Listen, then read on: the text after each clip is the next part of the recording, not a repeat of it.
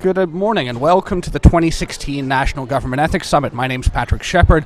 Very pleased to be joined today by the other members of our broadcast team, Ryan Segrist and Liz Horton. Welcome, guys. Good morning. Thank you. Good morning. So what do we have on tap for this morning, guys? Well, we've got a very interesting morning coming up for you guys out there. We'd like to take a moment and say hello to all of our virtual viewers from across the world. And what we've got in terms of sessions this morning, we're going to have a little bit of an administrative overview. Right. Who's going where and when? Exactly, where the bathrooms are, that sort of thing.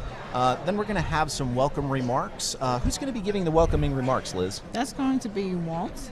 That's our director, Walt Shaub. Our director, Walter Shaub. Then we will have the pleasure of having Max Stier and Lisa Brown and Clay Johnson have a session on presidential transition. Excellent. So we're going to kick things off with our theme for the week, which is transition. It is an election year, and as an ethics community, we need to be prepared to help the next president put the players on the field in a timely and ethical way. So this week, we're going to be spending some time learning about best practices and the knowledge, skills, and abilities that we need as ethics officials to facilitate that transition process. That's right. We're also going to be covering a number of other things. While the theme is transition, that means that there is also an administration that will be that will be leaving after the new president comes in, and so we're going to be doing an awful lot of post-employment, seeking employment type guidance, advice, and counsel, and that sort of thing while we're here at the summit. And we're also going to have interviews today, and we'll have the opportunity to interview Lisa Brown and Clay Johnson about their session. And later on, we'll also be talking to Tina, and we'll be discussing your session, Patrick, on enterprise risk management. Yeah, so I think, within the theme, there are a lot of different tracks and topics of discussion to help agencies prepare for the eventual leadership transition.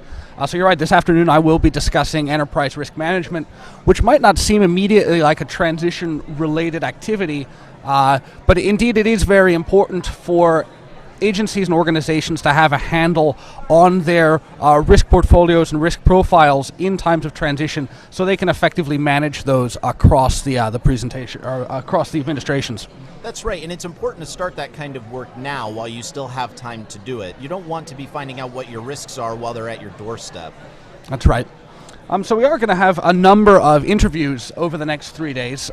So we're going to try and bring you as much bonus content with speakers and presenters and other members of our community who will share with you maybe a little extra that you might not have followed during their presentation, give you a preview, things to watch for once they get to the presentation. Speaking of extra content, Patrick, so is this the only thing that people will be able to watch while they're attending the summit virtually? No, so that's a good question, Ryan.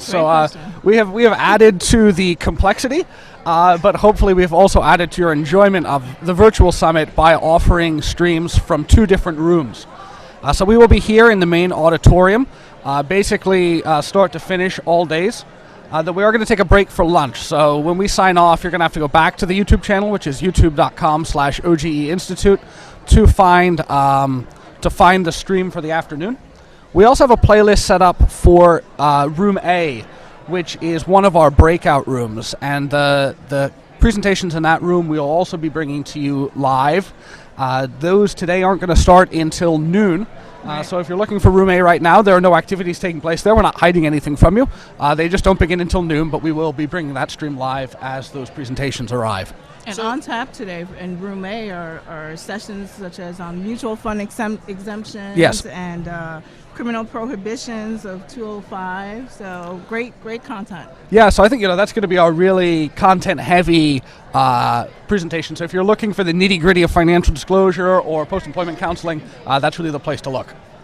So basically, what you're telling me, Patrick, is that we're going to have almost double the content online for people to view later compared to the last summit. Yeah, I think we are.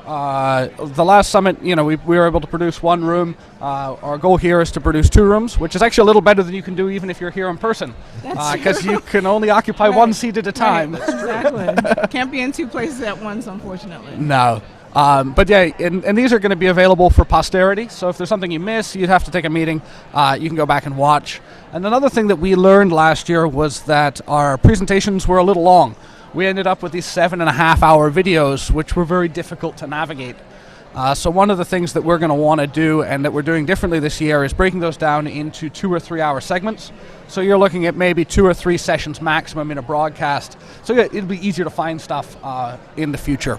And I think that's great. I mean, being able to, because, you know, to have to pick and choose what sessions you want to go to. Right. The availability to go and say, well, I can attend this session now and be able to see one that I wanted to see later on is great. No, I think that's exactly right. And another nice thing, this is something that always happens to me. So I sit through a session and I learn a lot. I say, you know, that's come up for me, that's come up for me, that's come up for me. I'll remember that. And then 3 weeks later, something comes up and I say, oh, they covered that in the session. The answer is in that session and it's gone now. But with the recorded sessions, you can actually go back and take a look and look up the answers to your questions. So this will serve as a resource as we navigate the transition. Speaking of that, Liz, do we have any other resources available online for our folks who may be participating virtually today or maybe coming in later on to find some training like what Patrick was talking about? I'm glad you asked that. Well, if you want to tweet us while we're doing the sessions right now, please tweet us at Office.gov Ethics and let us know what you're doing, and we'd love to see that. But also the Institute for Ethics for Education. If you check that, then all of these sessions will be available as well. Excellent. And it looks like we're just about to go ahead and get started. So we're going to cut away from the booth and bring you the stage, but we will be back at the next break. So please join us for the welcome remarks. Thank you. Thank you. For the I did.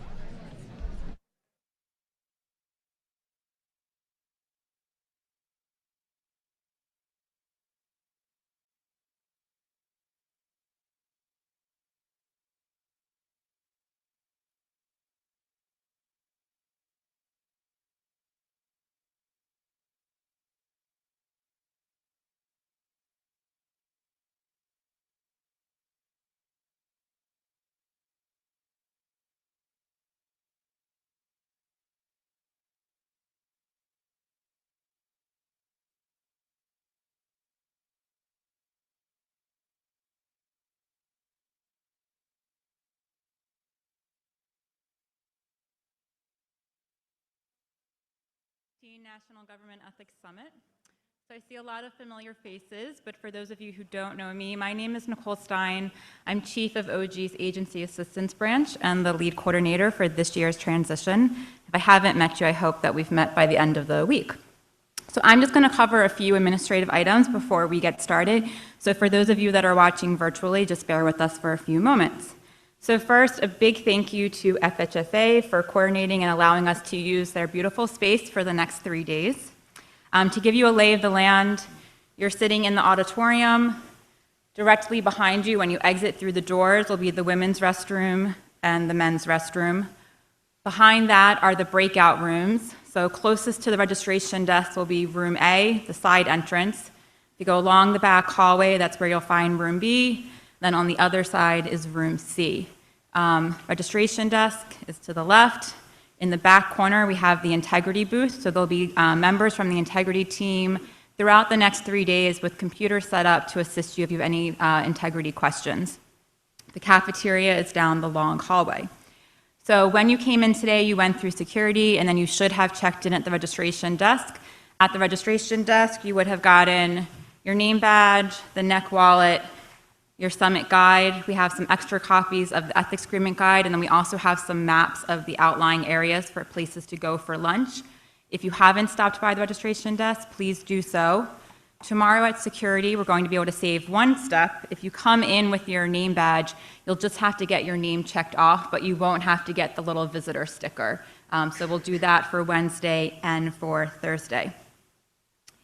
In the summit guide, you will find agenda grids to help you decide which sessions to attend. There's also session titles and descriptions to give you a sense of, to help you build your schedule and to customize your experience over the next 3 days. On our website, there's a link to what I'll loosely call an app, where we have the speaker bios and the session materials. So if you want to pull up one of the PowerPoint presentations, if you have internet on your phone, you can do that directly from there. Or if you have time back at your office today, if you want to print them, you could bring them with you. If you need assistance at all during the summit, we'll have someone at the registration desk, or please flag down one of the OG staff. Maybe if you're from OG, if you just want to raise your hand. I think we have some. Okay. So pretty much the entire agency is here. So just flag one of them down and they will find someone else who can get you assistance. Lastly, the cafeteria is open from 11:30 to 2 o'clock. They've asked us, because we're a large group, to use the cafeteria after 1 o'clock. So I say that. There's maps at the desk. It's a beautiful day outside. There's food trucks. If you haven't been to LaFont Plaza, there's lots of food options there. We also have the lunchtime session. So just, if you go outside, when you come through security, you'll just have to show them your badge and go straight through. You won't have to get checked in again and just come back for the afternoon sessions. So that's it for the administrative remarks. So now I will introduce OG's Director, Walter M. Shaub, for the official opening remarks. Thanks.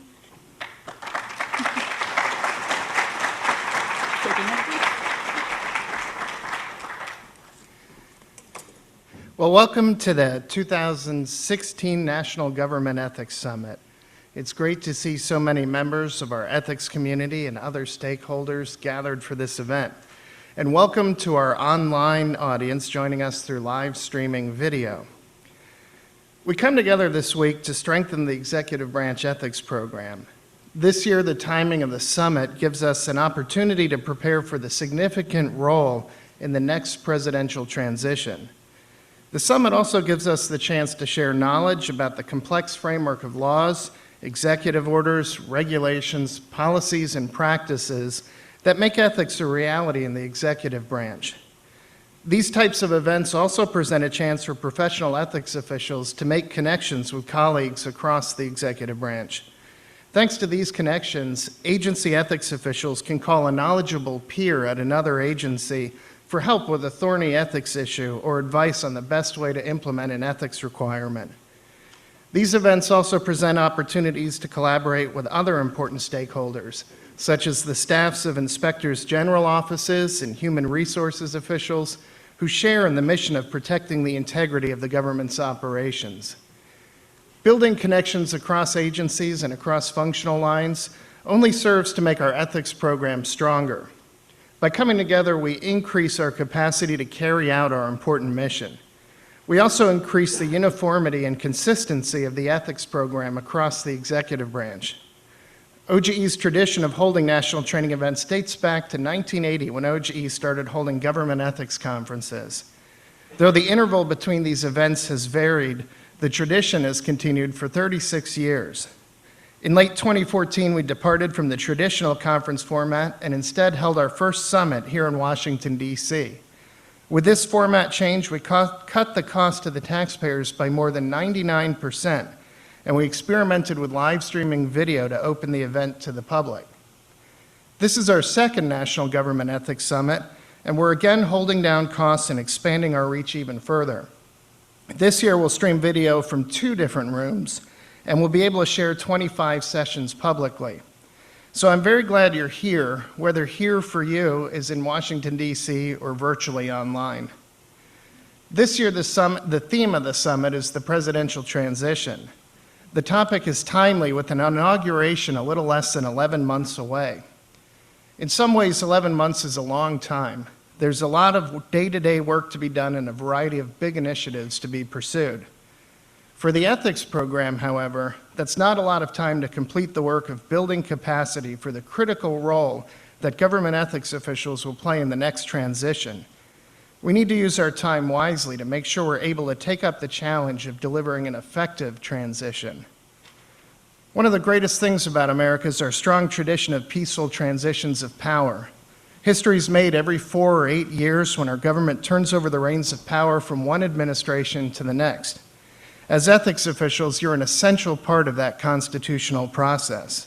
Your work helps to ensure the continuity of our representative form of government.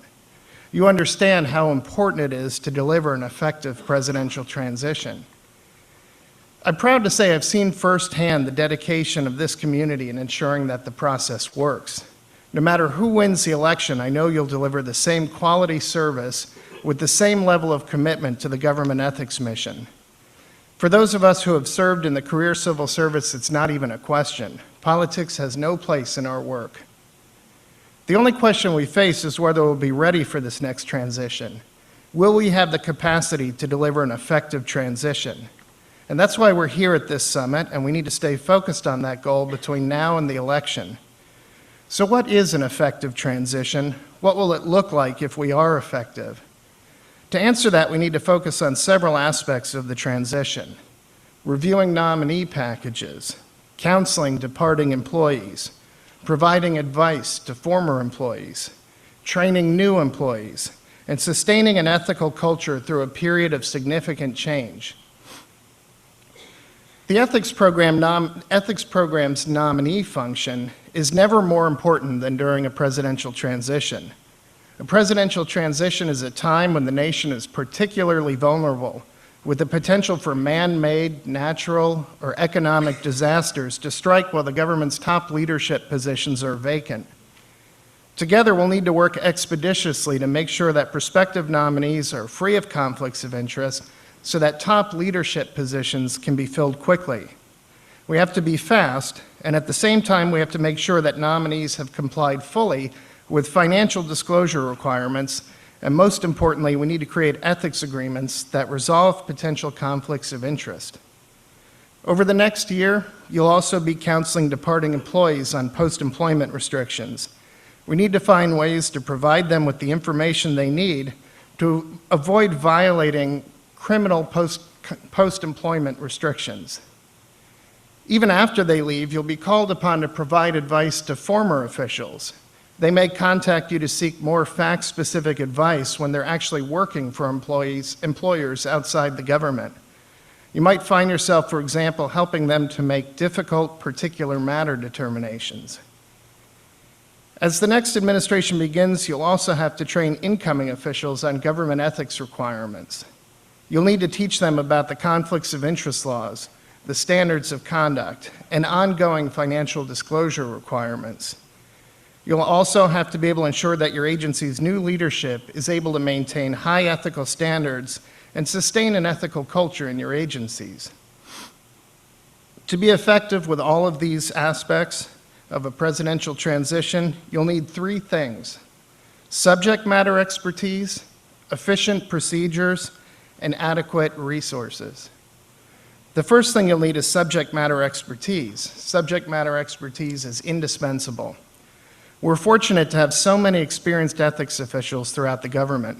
You do a great job of teaching and mentoring newer ethics officials. At the same time, none of us can ever have too much expertise. No matter how long you do this job, it can always surprise you. Whether it's the ever-evolving types of financial instruments that spring up in financial disclosure reports, or new agency programs that present unfamiliar conflicts of interest, there's always something new to learn. At OGE, we're working hard to support you in developing the needed expertise. This summit is part of that effort. More broadly, we've pursued an aggressive reinvention of our approach to training. In the past 3 years, we've leveraged technology and increased our reach from an average of about 1,400 training registrations per year to last year's 7,500 registrations. We've hosted training development workshops to bring ethics officials together for the purpose of creating effective new training products. And we've shared training products created by both OGE and agency ethics officials in an online library. I encourage you to take advantage of as much of this training and as many of these training products as possible. This will help enhance your expertise for the transition. The second thing we all need is efficient procedures so that we can work smarter. I encourage you to conduct a review of your own procedures to see if they can be streamlined or made more reliable. You could take advantage of a number of sessions at this summit to focus on the procedural aspects of running an agency ethics program. You could take advantage of opportunities to talk to your colleagues from other agencies about their procedures. And you might also find it useful to use the report format for OGE's inspections for conducting a self-evaluation of your own program. At OGE, we've been working intensively on our procedures, and I can tell you that for the past 10 years, OGE's nominees' procedures have been a subject of continuous study and refinement. And we spent the past 3 years upgrading procedures of other programs at OGE, and the results are noticeable. For example, in the past 3 years, we've reduced average processing time for nominee reports by 83%. By going paperless, we've also made it easier to search, find, and retrieve documents quickly. As you look at your own programs, I can offer a concrete suggestion based on OGE's experience that will help you reduce the processing times for your nominees. I recommend that you find ways to impress upon nominees the need to respond to your questions and OGE's questions promptly. A while back, we did an informal study of the time it takes to clear a nominee financial disclosure report. We gave each report a complexity rating from 1 to 4, with 4 being the most complex. Then when we looked at processing times, we assumed we would find that the level 4 reports, the most complex, take the longest. In fact, we found the opposite to be true. On average, complex level 4 reports moved faster than the easy level 1 reports. We realized that nominees with level 4 reports are usually being nominated for high-level positions and as a consequence are highly motivated. They also had professional attorneys or accountants assisting them. In contrast, the easy level 1 reports were typically filed by nominees for part-time positions or certain career officials requiring Senate confirmation. These nominees were slower to respond to questions. Thus, the overriding factor in the speed of nominee reviews seems to be the level of responsiveness of the nominees themselves. So it can really help to affirmatively require your staffs to educate nominees on the need to respond quickly and to actively prod them until their reports are cleared. The third thing you'll need is adequate resources, and those can be hard to come by. In these lean budget times, many agencies are cutting overhead. You can be instrumental in helping your agency's leadership to appreciate that the ethics program is far from mere overhead. A successful ethics program is fundamental to the success of everything an agency does. Sometimes that may not be immediately obvious to the outside world, at least not until there's a breakdown of the ethics program and then everything starts to go wrong. We've got to help others to understand that without ethics, everything else an agency does will be called into question, and that directly impacts the agency's mission. Ethics is not peripheral, it is central. For this reason, agencies need to invest in adequate staffing for their ethics offices. Ethics officials should be vocal in making their staffing needs known. I recognize, of course, that final staffing decisions are usually outside the control of agency ethics officials, but I'm not directing these comments only to ethics officials, but to other agency leaders as well. After all, an agency's ethics program is ultimately the responsibility of the agency head. Officials who prepare agencies' budget requests and chief human capital officers have responsibility in this regard too. Internal to the ethics office, there is something you can do. At OGE, we've tried to maximize the effectiveness of our staff by conducting cross-functional training, which allows us to shift staffing resources to the areas with the greatest need. You can't just throw staffs into the nominee program when the transition starts and hope they'll have the necessary skills. You have to train them well in advance. For more than a year now, we've been ramping up our nominee program by training additional staff to review nominee financial disclosure reports. To help you do the same thing, we've been offering extensive training opportunities, as I mentioned. Yesterday, for example, we hosted a full-day seminar on financial disclosure with separate tracks for beginners and advanced reviewers, and it was really a wonderful event.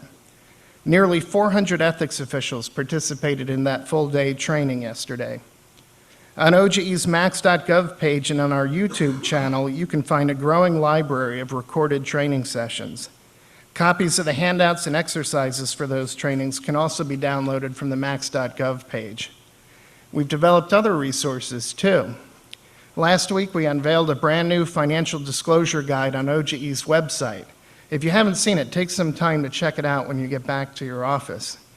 This guide is based on the structure of the nominee guide we released a few years ago, but the new guide is more extensive and covers all types of filers and all financial disclosure reports. It also focuses on the new OGE Form 278E. Of course, we've also successfully launched the new executive branch electronic filing system, Integrity. This remarkable system is not only increasing the accuracy of reporting, but also increasing the efficiency and effectiveness of the financial disclosure process overall. In addition, we launched the new nominee functionality in the Integrity this past year. We're now processing nominees through Integrity, and Senate committees are receiving the reports in the new format. We owe a big thanks to Meg McLaughlin and the team at the Presidential Personnel Office. Presidential personnel has contributed to our preparations for an effective transition by helping us get Integrity's nominee functionality off the ground during this administration. In addition, we recently updated the Ethics Agreement Guide. You can find that resource online, and we handed out hard copies at the Financial Disclosure Symposium yesterday. So this community has a lot of resources at our disposal. We can use them to build the capacity we need to deliver an effective transition. Let's work together over the next several months, focusing on the three things our community of ethics officials needs to deliver an effective presidential transition: subject matter expertise, efficient procedures, and adequate resources. I know this can be done. I was there when this community delivered an effective transition in 2008 and 2009. We worked diligently before the transition to be ready for it. During the exodus at the end of the last administration, we were effective in training outgoing officials on post-employment restrictions. We then rolled up our sleeves and tackled the surge of nominee packages. I remember vividly when we cleared the 100th nominee report in March 2009, and we cleared our 400th nominee in July 2009, on July 2nd at 1:06 p.m., to be exact. I remember how hard everyone worked, and in the end, we succeeded. Through preparation, ingenuity, and sheer effort, we succeeded in delivering an effective transition. And I know we'll succeed again this time, too.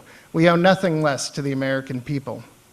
So with that, I'll close by reiterating my thanks for your participation in this, the second National Government Ethics Summit. Thank you also for the effort you're going to put into preparing for the next transition, and for the effort you're going to put into making it an effective one. Thanks, and I really hope you enjoy the summit.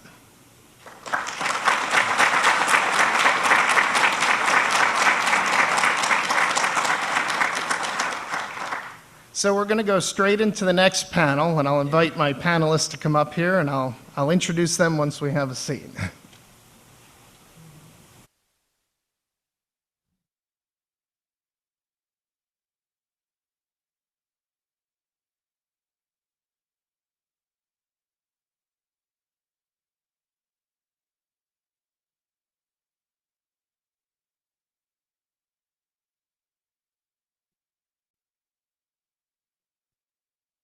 Panel of experts on the presidential transition, and I thought we'd take a little longer to focus on the presidential transition before going into the year in review with our General Counsel, Dave Apol.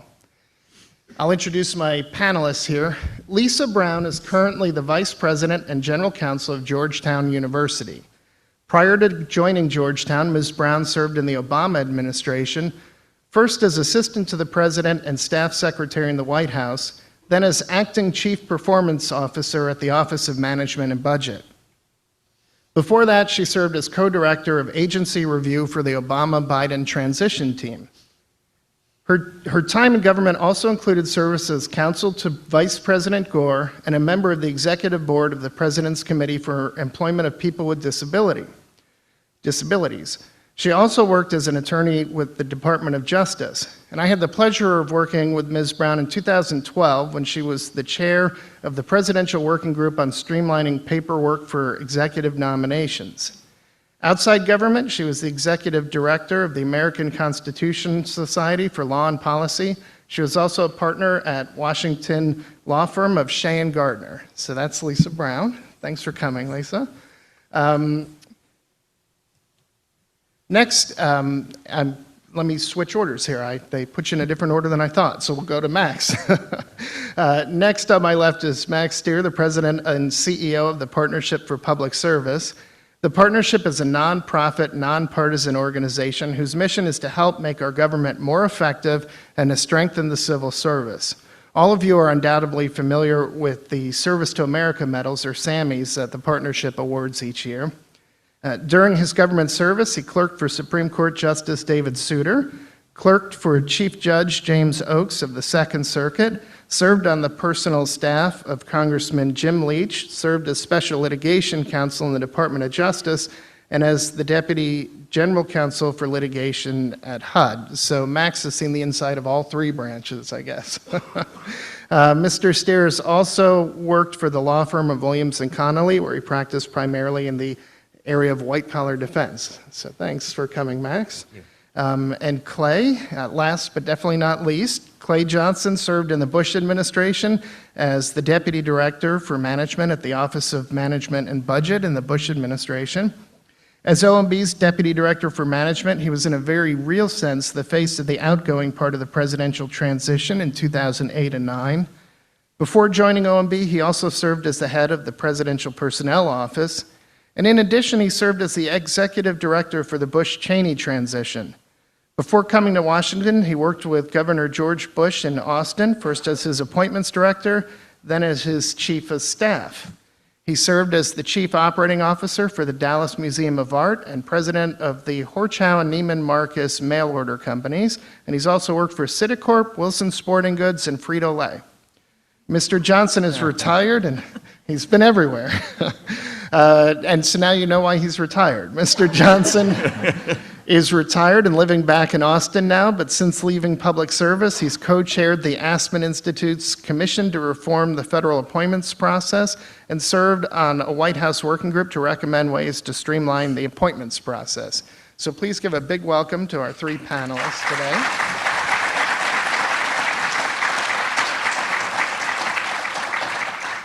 So Clay, why don't we start with you? Can you tell us a little about your experience with transitions in 2001 and 8, having been on both sides of it?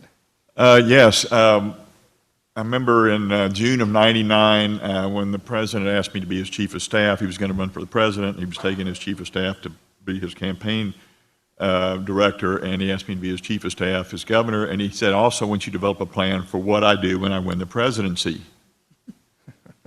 This is a year and a half before the election. So there was a precedent for beginning early to plan for the transition.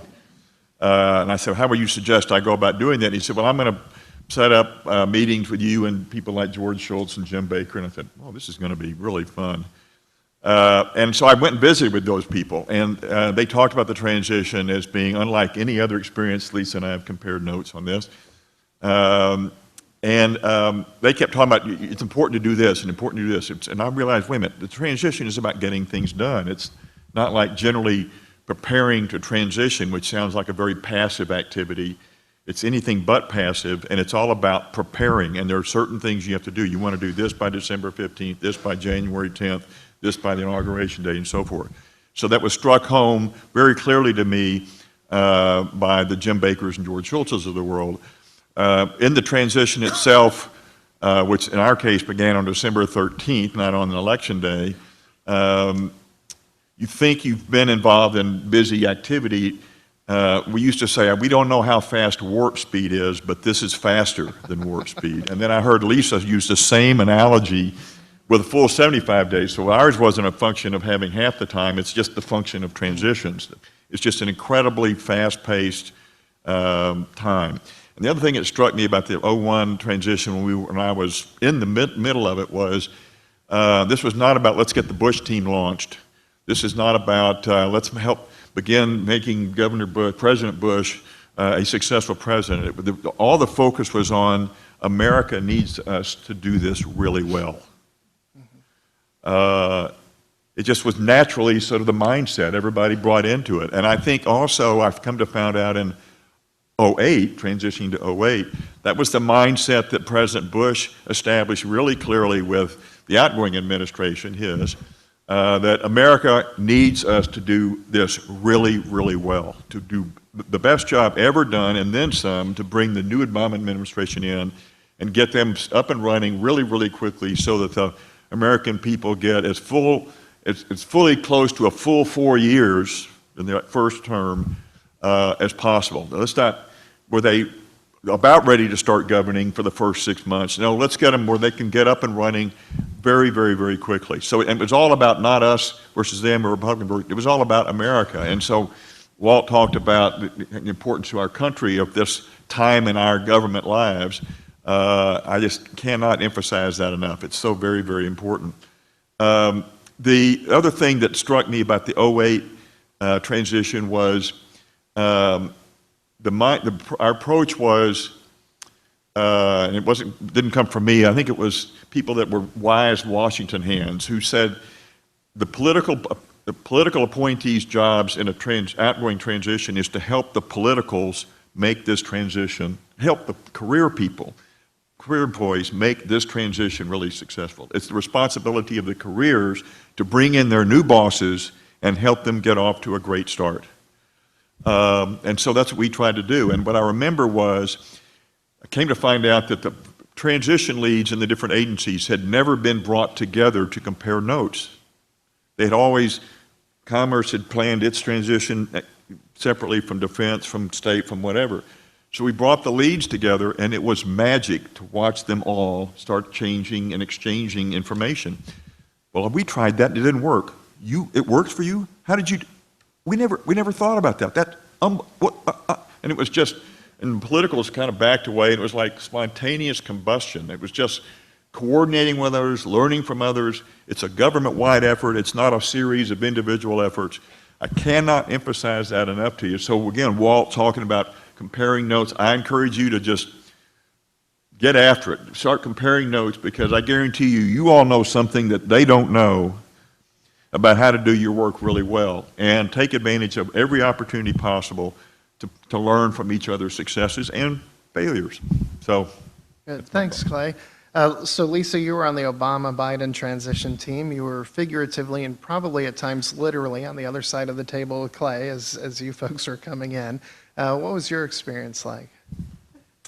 So I think one of the great things is that I think transitions have become more and more professionalized. And I think there is now this great recognition that this is about good government. This isn't, I mean, Clay and I fought really hard on opposite sides during the election season.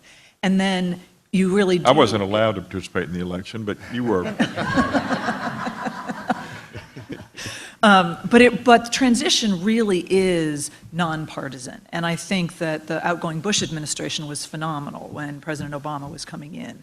And I think there was this recognition that, and part of it was a time of crisis, right? There was an economic crisis, there were concerns about terrorism, and I think the stakes have only gotten higher, and that means you really need as seamless as possible a transition. And the career employees are the ones that really make that happen, but you also want to make sure that as a new president comes in, you have the leadership in place that doesn't leave vacuums and leaves the government in a place where it can't make the types of decisions that it has to make.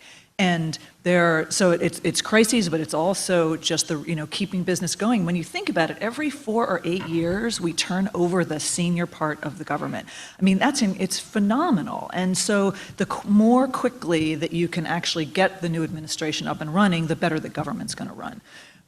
And like Clay, I don't think I've ever worked harder in my entire life than I did during the transition. And it's, you're just trying to get so much done so quickly. And so all of you, as the new administrations coming in, are essential, because in terms of staffing up, we can't do it without you. And so when I worked for Vice President Gore, I did ethics work, and so I know how hard your jobs are and how essential it is, because people can get tripped up. And so having the partnership with all of you in a completely nonpartisan way, just to make sure that as the new team comes in, they're able to get their people in as quickly as possible. And yeah, so I guess that's it. Well, and Lisa mentioned working hard. I remember taking calls at 10 o'clock on Saturday night, although the more vivid memories are when Deb Borteau and I were at OGE till midnight a lot of times, and the heat cuts out at 6 p.m., and so we'd have to go out in the hall and jump and wiggle our fingers to just get sensation back in them. But although it's hard, it's exciting to be part of something so important to the country. Max, the Partnership for Public Service worked with presidential candidates before the election in 2008, again in 2012. Can you tell us a little bit about the role your organization played, and maybe your views on whether the 2010 legislation helped shift things? Because Clay and Lisa both mentioned the sort of professionalization and social acceptance of transition activities. Great. Well, thank you very much for doing this, and it's great to be with Clay and Lisa, who are phenomenal. My biggest message would be it's a new world, and we should understand that because there's a very different set of opportunities and expectations that exist now, not only because of the 2010 legislation, but legislation that ought to actually pass in the next, well, maybe even tonight through the Senate, and I'll talk about that in a second. But absolutely, in 2010, the legislation that passed that I think fundamentally changed the game is instead of the December, whatever is 13th date or the election date that President Bush and President Obama had to deal with, right now we have a situation where candidates are provided support as of the convention. 3 days after the convention, they're given full support from GSA and a variety of other resources to be able to prepare. It's not so much that's double the length of time that traditionally has been viewed as transition from election day to inauguration, but it really is, it's a breaching of the dam. And so now what we have is an expectation, I believe, among candidates, and the first to have taken advantage of that was the Romney team, that it's not a political risk to begin preparation pre-election, it's a necessity, because you can't be ready to govern if you don't do that. And what you saw with the Romney team is the first out of the gate post-2010 legislation was they had literally 400 plus people organized and in place pre-election. And they were prepared to do something that Clay has advocated for, and I think quite compellingly, to accelerate their appointments effort by a dramatic scale. And really to start with an objective, essentially, of getting their top 400 people Senate confirmed no later than the August recess. And I want to come back to that in a second. So what this means now for everybody in this audience is that the past is no longer a reasonable benchmark. And Walter, you said something that I thought was pretty interesting and rightly took pride in the fact that I think you said you had 100 packages done in March. Mm-hmm. Bluntly, that ain't good enough. Not in the world we're in right now. Our point of view is that you ought to actually have 100 people confirmed really by the time you're starting your administration. So whether it's the first week or whatever else it might be. And I can go into detail about what that might look like. And it's going to require a concerted effort of the entire community, of OGE, of the FBI for security clearances, obviously the campaigns to be prepared, the Senate in terms of their confirmation process. There are a lot of different elements to the system. But what's at stake here is fundamentally whether any new president is going to be ready on day one. And that's what the goal ought to be. We need to start with that goal and then work backwards to say what actually needs to happen in order for that to take place. And our proposition, again, is that it's not good enough to have what historically has been the case, an average of 50 days between when the first person is confirmed in an agency and the second person. So nearly 2 months between number one and number two. That ain't good enough. I mean, you really can't get done what you need to get done if you don't have your leadership in place, and that's the world we've been operating in historically, and it doesn't have to be that way. The legislation is helpful, but at the end of the day, that only provides a platform for people to utilize, and if they don't use it and use it well, then we don't get there. Second piece of legislation that I want to just take 1 second to highlight is more focused on that outgoing process. Clay and Lisa talked about the Bush to Obama handoff, and I think everyone who is familiar with this would say that it was the best done ever. And what this legislation does in large measure is codify the activities that the Bush administration did, so they're now requirements, or they will be shortly. Legislation's passed the Senate, passed the House, got kicked back to the Senate for a technical change, and tonight should probably pass, because it's on the suspension calendar, so it should be done, signed by the president, and we're there. And it will require 6 months prior to the election that you have a council of top career people from every agency, that you have a career person identified for every critical political spot before September 15th, that there be a political council that's responsible for a number of handoff activities, including tabletop exercises, a whole set of things that I think make a ton of sense, and some other details. But basically, changes that we've seen have gotten in the way of good transitions up until now. So the bottom line message, though, it's a new world. We have to treat this very differently, and everyone here ought to get familiar with that new world, and bluntly, everyone's going to have to raise their game. And the end goal, again, is that we will have a better government and a better country as a result of it. Can I just add, this is a huge team effort. I mean, we're talking to all of you, But the incoming administration bears a tremendous responsibility here because they are also the ones that need to have their people lined up early. And what's wonderful is there's now this structure that encourages people to do it. But you can only do your work if the incoming transition is actually sending you people to be reviewed. And so it really is, a transition is the most enormous management project that I think you can imagine, actually, because there are not only so many players, but players you have obviously the incumbent administration, the incoming administration, the career employees who really make it work. I mean, my first meeting the day after the election was with GSA, a team from GSA, right? And I'm sure there was somebody from OG who was there. Me. Sorry, I think I was so sleep deprived at that point. But it requires everyone. And so I think Max is absolutely right. It's a new world, but it's one that's going to require everybody, all of these players, to be really engaged. And I think that's a really good point that Lisa just made. I mean, and I'm looking at the camera here. We're talking to the presidential campaigns here as well. There's a role for the ethics official, a roles for the campaigns. We're going to encourage them to actually go back and watch this video, which we'll have online. But it really is critical that they send them to us early. The nominees. Lisa made a really good point that we can only review them as fast as they came to us. So I'm really glad that Max highlighted that point about the past isn't good enough for the future. I'm very proud still of what we did in 2008 and 2009 because if you look at a chart that Deb Borteau posted yesterday at our Financial Disclosure Summit, it showed the dates when volumes came in and when we cleared them, and our clearance is a remarkable shadow of the nominations. And so that was terrific for the ethics office, and it was terrific for the Times for the incoming administration. That was back when people still were afraid of being viewed as measuring the drapes, was the phrase that I want to ban from vocabulary now. But at the time, the press and opposing parties were very critical of any perceived presumptuousness. I think from having been involved with Lisa, Max, Clay, and others on transition, you should be presumptuous. You should be showing the American people you're ready to lead by showing the world you've got a strong transition project. In 2010, the law changed, as Max said, and pushed back the date of the funding. And the Romney team had a really big transition project, really well organized, ready to go.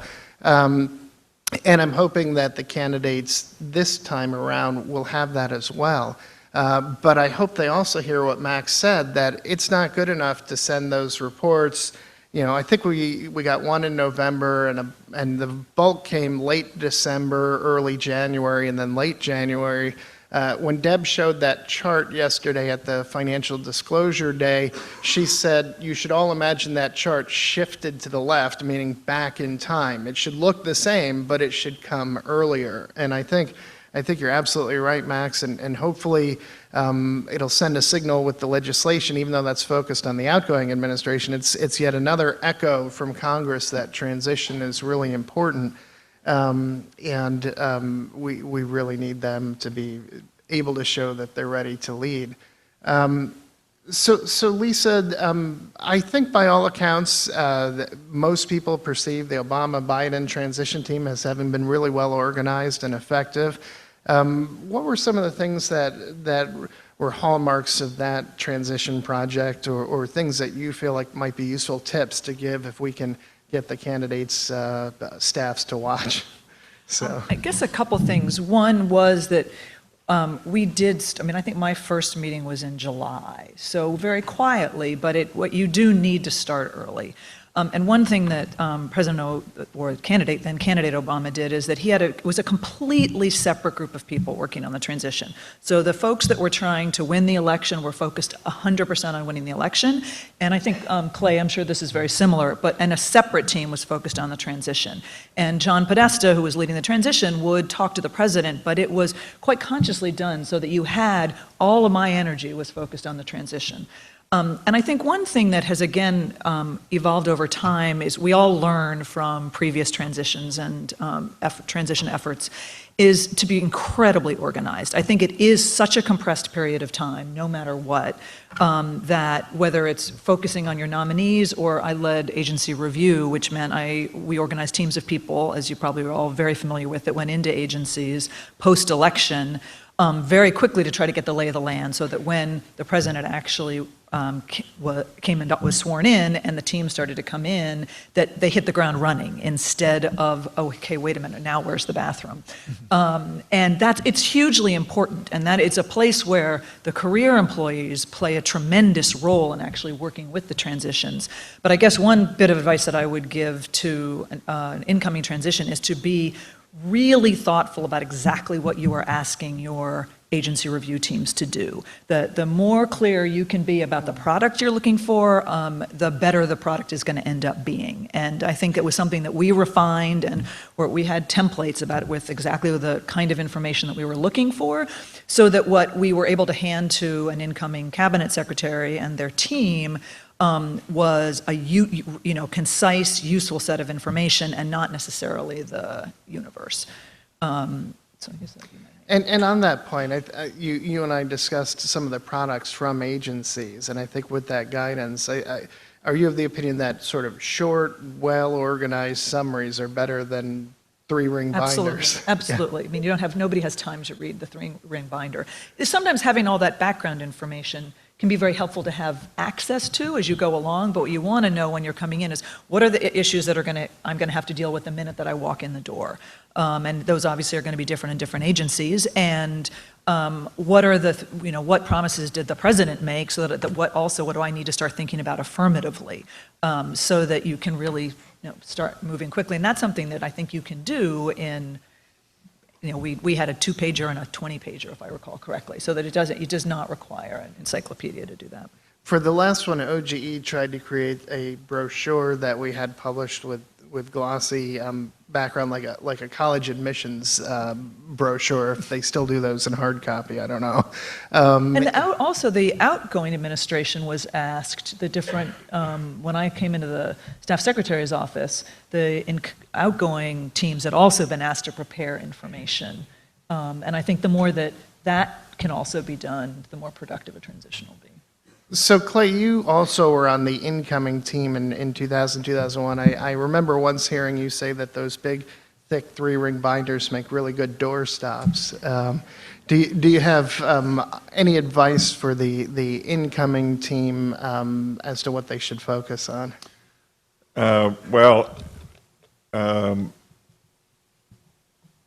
It's not about doing better than the previous administration. It's not about doing faster than you did before. As you were talking about, you approved the 400th whatever by July 1st or something, and I'm thinking to myself, this next go around that needs to be May 1st. Yeah. It's all what's the goal, and it's not the goal versus, it's all how many people does this administration want to put in place? And most people will suggest, if you look at about 1,000 Senate confirmed positions, they look at them, and then the most, quote unquote, the most important will vary depending on what's going on in the world and what's going on in our country. But they can say this and that, and they'll generally aggregate around 400 or so. The most number of appointments, the average number of appointments, the number of appointments usually that come out of the Senate, confirmed by the Senate by the August recess, is 225 plus or minus 10 or 15. And the reason it's 225 plus or minus 15 is because every administration up until this one through this one has said, okay, Mr. PPO director, you get to have as many people on your staff as the last administration had on their staff, because we don't want to be accused of spending frivolously on personnel matters. So because the staffs are the same, the amount of work they do is the same. And that's the case at the FBI, probably OGE, the Senate. It's the way it is. So the staffing at PPO was based not on the work to be done, it was based on what prior administrations had as their budget and how many people they'd employed. So the head of presidential personnel typically has 6 or 7 special assistants to the president, which is the level where all the work is done for national security matters, environmental matters, and so forth. So the news is, if you want to put 400 people in position by the August recess in 225, you can't do it with 6. You need 12 to 15 special assistants to the president from the period probably in the early spring, early fall through the August recess. And then half of those people can leave and go somewhere else in the administration. But that's the case. That's what PPO needs to do to get to do the 400, not the 225, to get those number of people identified, get them to decide to come in, sell them to the president, then work the paperwork and the process and so forth. So that same sort of thinking applies to OGE, FBI, and so forth, because the goal is 400, not 225. Mm-hmm. So it's very specific goals. And why is that? Because as we all know, we read the paper, because the things are going on. It's a more dangerous world. It's a more complicated economic world. We need to have leadership in place, because there's plenty of things on our platter, our country's platter now, to deal with, and no telling what can spring up, at any point, particularly in the first 6-9 months of an administration. So it's focusing on the goals. I cannot emphasize that enough, and understand, so how do you build capacity? Mm-hmm. Well, you can create more time. If you say that the clock on the transition work begins on the election, you don't have enough time. So you've got to begin earlier. So most presidents, we began a year plus earlier, the Bush administration. Of course, there was only one person working on it, slow one at that, and so we needed some extra time. But most of Obama started in June, July. Romney started in April, May, so forth. So they have to start, you all have to start. This conference is now, not in October, because the preparation, the thought process, organization needs to begin now. And so you got to create more time. You might have to devote more people to it. You might have to prove that some of your processes, sound like you all have done a tremendous amount of that already, in anticipation of this, and just generally running your operation so much better. So, and the other thing is I'm not talking about coordination, is either through the White House's leadership, partnership with gathering all the people together, I think you talked about on multiple occasions, to say, okay, we're all in this together, we're only as strong as our weakest link, we're only as fast as our slowest, better. So what are the standards? And I think we should go in assuming that the new administration's goal is going to be, by August recess, is 400. How do we make that happen? OGE, FBI, PPO, and so forth. Just focus, beginning now, on all the things you can do to create the capacity to do that. Training, all the things you all are talking about, FBI, PPO, so forth, State Department and their security world, vetting world, they need to start doing the kinds of things that you all are doing over at OGE. Sounds like the campaigns are also going to really need to have a personnel recruitment strategy. Just like when Lisa said the transition team was operating in a separate orbit from the campaign, yeah. Somebody's got to be focusing on the campaigns and identifying these people. And as you said, the time to start is not the day after the election. So part of any transition is a team that's, the President-elect Obama, part of the transition team was a group working just on personnel. But I think, again, the earlier that, there's a challenge, because when you're in an election period, how soon you can realistically do it. But I think having a set of people that is very discreetly focused on that, and that's what we had. It was a separate team from the agency review. And I think Clay's absolutely right. We have a funnel problem, and so having enough people and not being criticized for having too large a Office of Presidential Personnel, and some number of the transition people obviously move over to PPO, but it's you all staff up, the FBI staffs up, and when we came in, the FBI was phenomenal. And part of it was the legislation that enabled earlier clearances for people going into agencies, but it really does require this sort of added personnel in a number of different areas. But there's some tricky things. For instance, earlier clearances, the clearances the FBI did before the election were name checks. Yep. Computer check, which is very different than a background check for an appointment. Yep. So, but there they decided to do what they needed to provide the level of confidence that the person was worthy of Yep. being involved in all this sort of, which is different than the level of certainty you need to know this person can be the assistant secretary for whatever. The other thing is about deciding who the new appointees are going to be before the election is. I think it's illegal to actually talk to a prospective candidate about being the appointee, and if elected, this person, we would want you to be the assistant secretary, the deputy secretary, the secretary, or something, until the person is actually the president. I think there's some legal kinds of issues there, says he, Mr. Non-Lawyer. Because I know we were told you cannot do, anyway, so there are lots of things you have to do. You can speculate, you can have lists of people to talk to the president. The first time he's available to do so, you can speculate and get his thoughts. And Yep. But all those little tricky things have to be made non-tricky, and you have to just work through them, because the goal, the all-important goal, 400 by the August recess, and you back that up, that means all those names need to be up to the Senate by June 1st-ish, so they can work their way through the end of that snake to get out by August recess. It's just supreme goal focus. I think one of the themes that comes through loud and clear from everybody who I've talked to in this is a good transition isn't just going to happen because you want it to happen. And I think a theme we're sort of working on at OGE is that you have to invest in it. And we're calling on the campaigns to invest in it, but obviously the government's got to invest in it too. As I said when I was giving my opening remarks, OGE has done a lot to build capacity internally. Part of the purpose of having this summit, and we had a full day event in 2008, on February 29th, I think. That was a leap year, right? Well, 28th or 29th.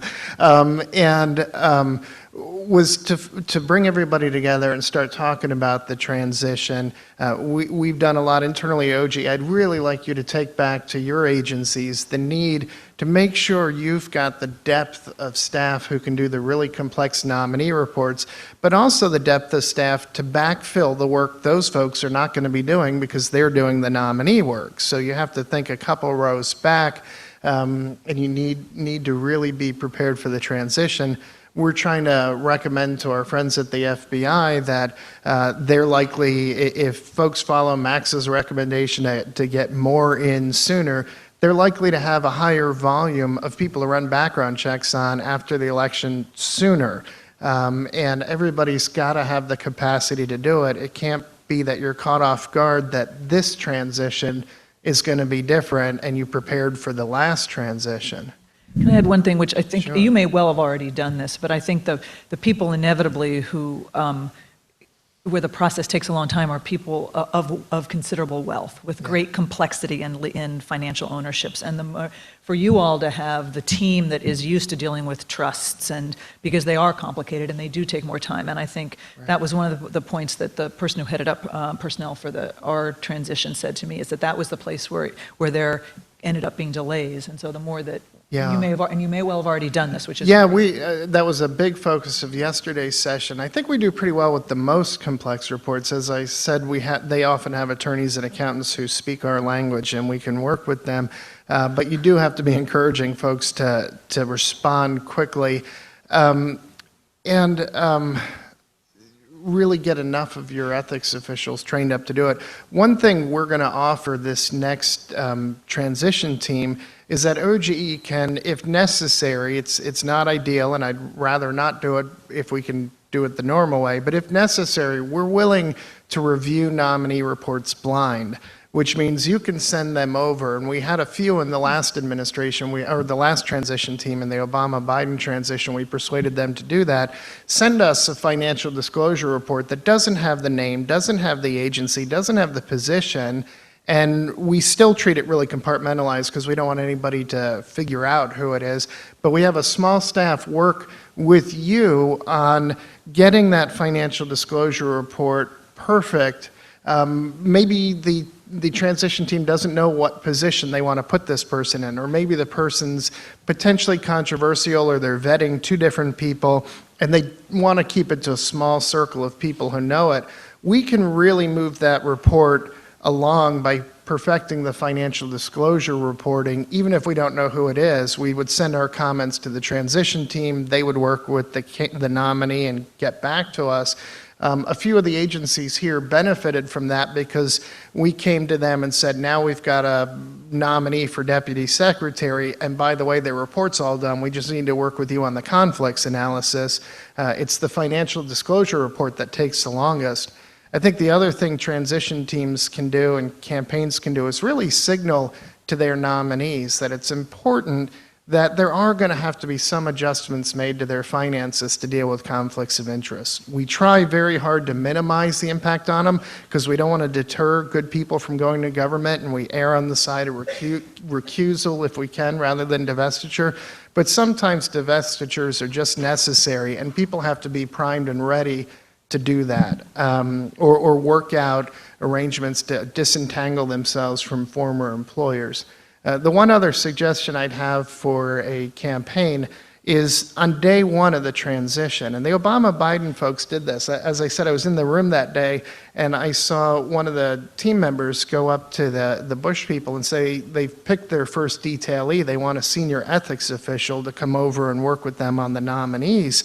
That wound up being Ginny Cantor from Treasury, and she did a terrific job. Ginny, I don't know if you're here, but shout out to Ginny. And I really hope the next transition team will on the first day ask for a detailee of a senior ethics official, or maybe have already worked with an outside ethics official, somebody who's retired or somebody from a law firm who's worked with us or something like that, because it really helps to have somebody they trust able to vouch for what we're saying. And so, we're happy to detail somebody from OGE, consistent with the Transition Act, but we want to let them pick whoever they want, so it's somebody they trust and they can get a reality check to tell them, yes, the things OGE is asking for really are necessary, and they can even help move the reports on that end. Along the lines of investing the transition, Max, your office, the Partnership for Public Service, has been doing incredible work. We owe a big debt of thanks to you. You've been pulling together a lot of the transition service providers from around the government. You've been talking to experts from outside. I know you've got David Eagles leading your transition project, and he had worked on a past transition effort. Can you tell these folks and maybe our folks online about some of the great work you folks are doing?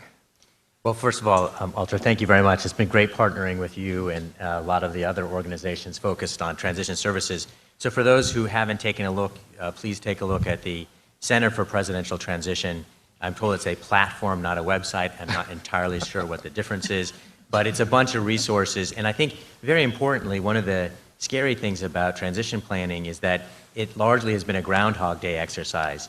And so you think about the resources that either the Obama team put together, or the Romney team, or the Bush team, and they are documents, whatever, that are behind someone's desk or in a garage or whatever else it might be.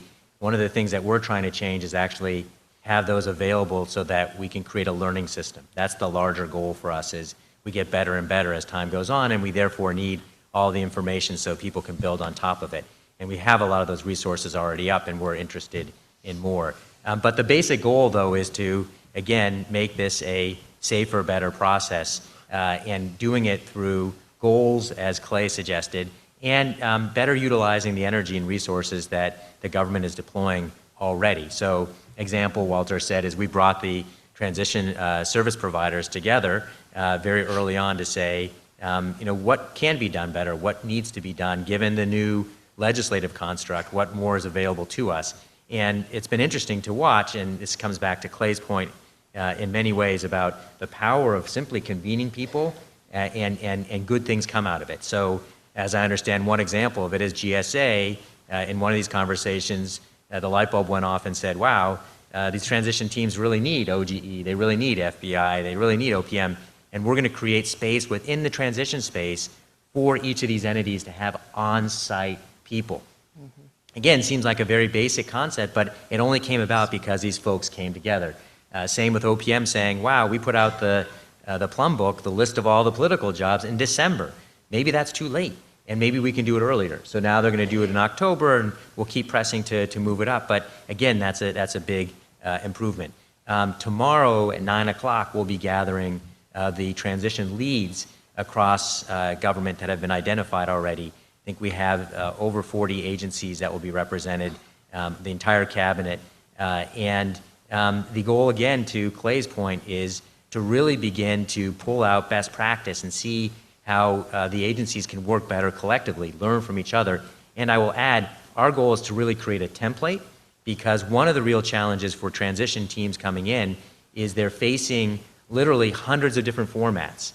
Sometimes the binders, sometimes whatever it might be. And obviously the content may vary, but you need some systematized way, some standard set of questions that are being answered, and so that the people coming in can absorb this information effectively. And that's one of our goals, is to create really a meeting of the minds between those on the inside that are doing a lot of work to prepare information for the new people coming in, and those on the outside, so they understand what kinds of questions they can and should be asking and what kind of information will be available to them and when. And so that's part of the exercise that we're engaged in right now. So there's a personnel piece associated with trying to increase the speed by which the leadership team can come in. So goal being that the administration has its top leadership folks in place, as close to day one as possible. That the preparation that's involved in trying to understand the due diligence in a sort of the private sector takeover terminology is done, so that they understand what the things are that need to be continued, that are the opportunities for success going forward. In my view, the early victories of any administration are almost entirely going to be things that are already in the pipeline. And the challenge, I think, frequently is that a lot gets lost in the transition. The interruption means that good work returns to nothing, not because someone has affirmatively decided that it's not worth pursuing, but because no one and the new folks coming in understands the value of it, and there's not that continued push. That's a mistake. So there's a lot of opportunity, I think, for improvement. We're kicking off a project to look at the center of government at OMB. Again, part of our view is that you can't really re-engineer the airplane and fly it at the same time, and therefore if there are real changes that ought to happen, the time to do it is to think about it now, and then to help inform the transition folks about the opportunity for change so they can begin in a different way.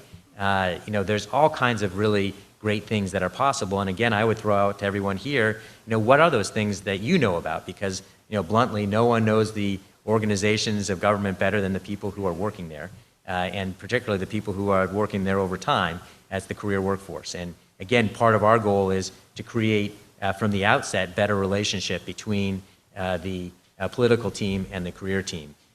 One last item that I should mention of work that we're doing is we've built a curriculum for new political appointees. In my view, again, for any knowledge-based organization, the important things are who you pick and how you prepare them. And new administrations have a very hard time focusing on the preparation piece. They're buried on the picking side. And therefore, we've created a curriculum on issues that we think no one in their right mind is likely to know anything about coming into government. So there are things like the federal budget, or hiring do's and don'ts, or working with Congress, or the acquisition process.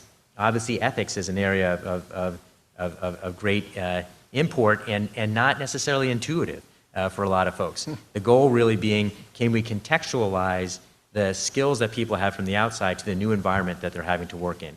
And our curriculum is not intended to be, the PhD course. We're talking 75-minute modules that give people an understanding about the basic issues and where to turn to get the deeper answers, like their government ethics officer. But I would hope that all of you would help us make sure that the new team knows about this and that we're integrated appropriately with you in terms of making sure that the folks that are going through it, know about what you have to offer, and that we're well connected in that way. But again, Clay said it, Lisa said it, we are in a new world, both of risk, but also of opportunity. We can do this better.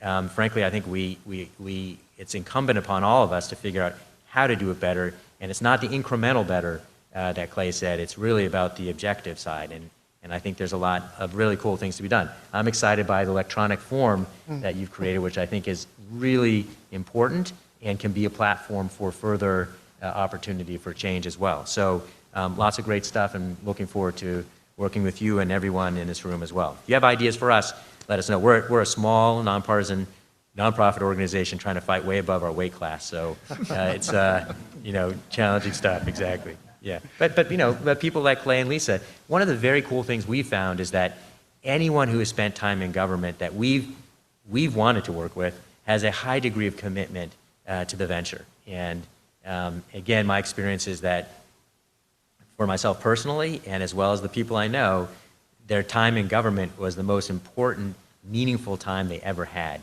And as a result, they're committed to trying to do what they can to make it better. And that's a phenomenal resource that we're excited by and that we try to utilize. And you're preaching to a room of true believers, because these are folks who show up every day and do this work because they really believe in it. For those watching online, you can go to integrity.gov to check out our e-filing system. Part of the transition efforts we'll be doing is training the transition team on how to use integrity for their nominees. Max, one of the great things about this effort you're doing is going to pay dividends again in 4 years. I mean, this year, as in 2008, we know there's going to be a transition. There's no hard feelings preparing for a transition. It gets harder at the end of a president's first term. As career officials, well, I'm not currently career, but I come from the career ranks, and the folks in the room are career. As career officials, we try to stay below the politics, below the radar screen, not have any influence on politics whatsoever. And so it gets difficult to prepare for a transition without looking like you're signaling lack of confidence in a president's reelection. But in reality, because there's always the chance that it could happen, what you're really preparing for is the eventuality, the possibility, to make sure you have the capacity in case it happens, without having an opinion professionally one way or the other whether it happens. And I imagine that 4 years from now it'll be useful to be able to draw on some of these resources Max has put together and to rely on the partnership to help quietly lead an effort to be prepared just in case. I also think this legislation that you're hoping will pass tonight will also clear the way, because it doesn't say you have to prepare 6 months out from a transition. It says 6 months out from an election. And so there'll be a legal mandate, which then also provides that next administration cover. If the press says, why are you preparing for a transition? Do you think you're going to lose? The answer is no, we're following the law. And I think that'll be a big boon. Right. So. No, I think it's really important to understand the political landscape. And at the front end, the first piece of legislation we pressed for was the understanding, as you said, that the political risk, job number one was to win, but you didn't want to be accused of measuring the drapes. Right. Anything that you did that might, in any way, shape, or form, reduce your chances of winning, you ain't going to do. And I think the legislation has provided that cover in 2010. And same, you have a different dynamic for an incumbent president, and not just a first term, which is harder, but even a second term. They don't want to be viewed as a lame duck. Right. And therefore, the risk is you begin, signaling, hey, we're on our way out. And as you said, the notion here is that the congressional mandate will provide that cover. Although, again, what we're finding is, even pre-legislation, that there is, been a great deal of support. And as I said, tomorrow we have a more than full House. We've been organized with the transition service providers way earlier, but the sense I have is of a great deal of cooperation. And I think, coming back to the Bush handoff, there's just a real appreciation for the fact that this is about the greater good here, and that we have real risk here that we can't predict, and therefore we ought to not take any chances. Right. So, but to your first point though is we got to do a better job of learning, and that's learning over time. And I hope that our platform will become that resource. But the other point that I would make to everybody here, and this is again echoing something that Clay said, is learning from each other. Because my own sense in government is everything that should happen is happening somewhere, but bluntly, usually not in very many places. And the scaling issue to me is really fundamental. And so everyone here, someone's going to be doing something better than someone else, and you all ought to figure out a way that you can learn, and that becomes the common practice and the base upon which you can operate. And then, frankly, what kind of talent can you share? Because there are going to be places where you're feeling more pain and at different points than others. And so how do you share your capacity? And more broadly speaking, how do we operate in government more as an integrated enterprise rather than the proverbial cylinders of excellence? So anyway, that would be my soapbox. I think your point is well taken, too. I mean, I mentioned in my opening remarks, there's 11 months left till the inauguration, and the president has signaled that there's a lot more work to be done. So nothing here today is intended to signal that work stops. There's a lot left for government to do in the next 11 months, and I know the president's determined to do it. I don't think we take anything away from that by preparing for our constitutional duty to be ready for the transition. I think you can have both. And I'm glad for we've been preparing since last year. We started in January last year with our training program to bring more of our folks up to speed on nominees. I hope you guys will start now, if you haven't, training your folks to be up to speed on nominees. I think, Max, I can't remember when the transition project started, but I think we started working with you on that in July or sometime around then. It seems like forever to me. Yeah. So, I mean, this is more the perpetual state of always being ready for transitions. And I hope that's something that really evolves. I should mention also that GSA has launched its transition website. I don't remember the site. Deb, do you know the site off the top of your head? Well, Deb will check on that and tell me by the end of this presentation. But you should check out GSA's website that pulls together resources from across the executive branch. It's something like presidentialtransition.gov or something close to that. So we'll check on that.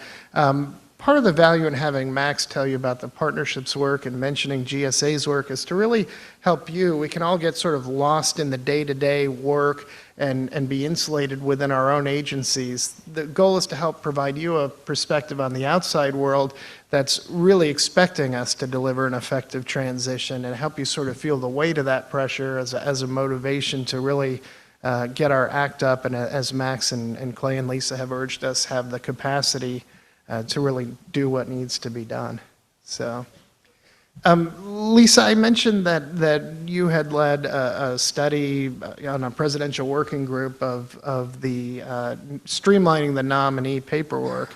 And Clay and I were fortunate to get to serve on that and talk about organizational skills. Lisa has them in great quantity. It was amazing to watch with the short turnaround the statute gave us to see that project come together. But can you tell folks a little bit about that project? Because that I really found that to be, there was a report issued that made some really good recommendations.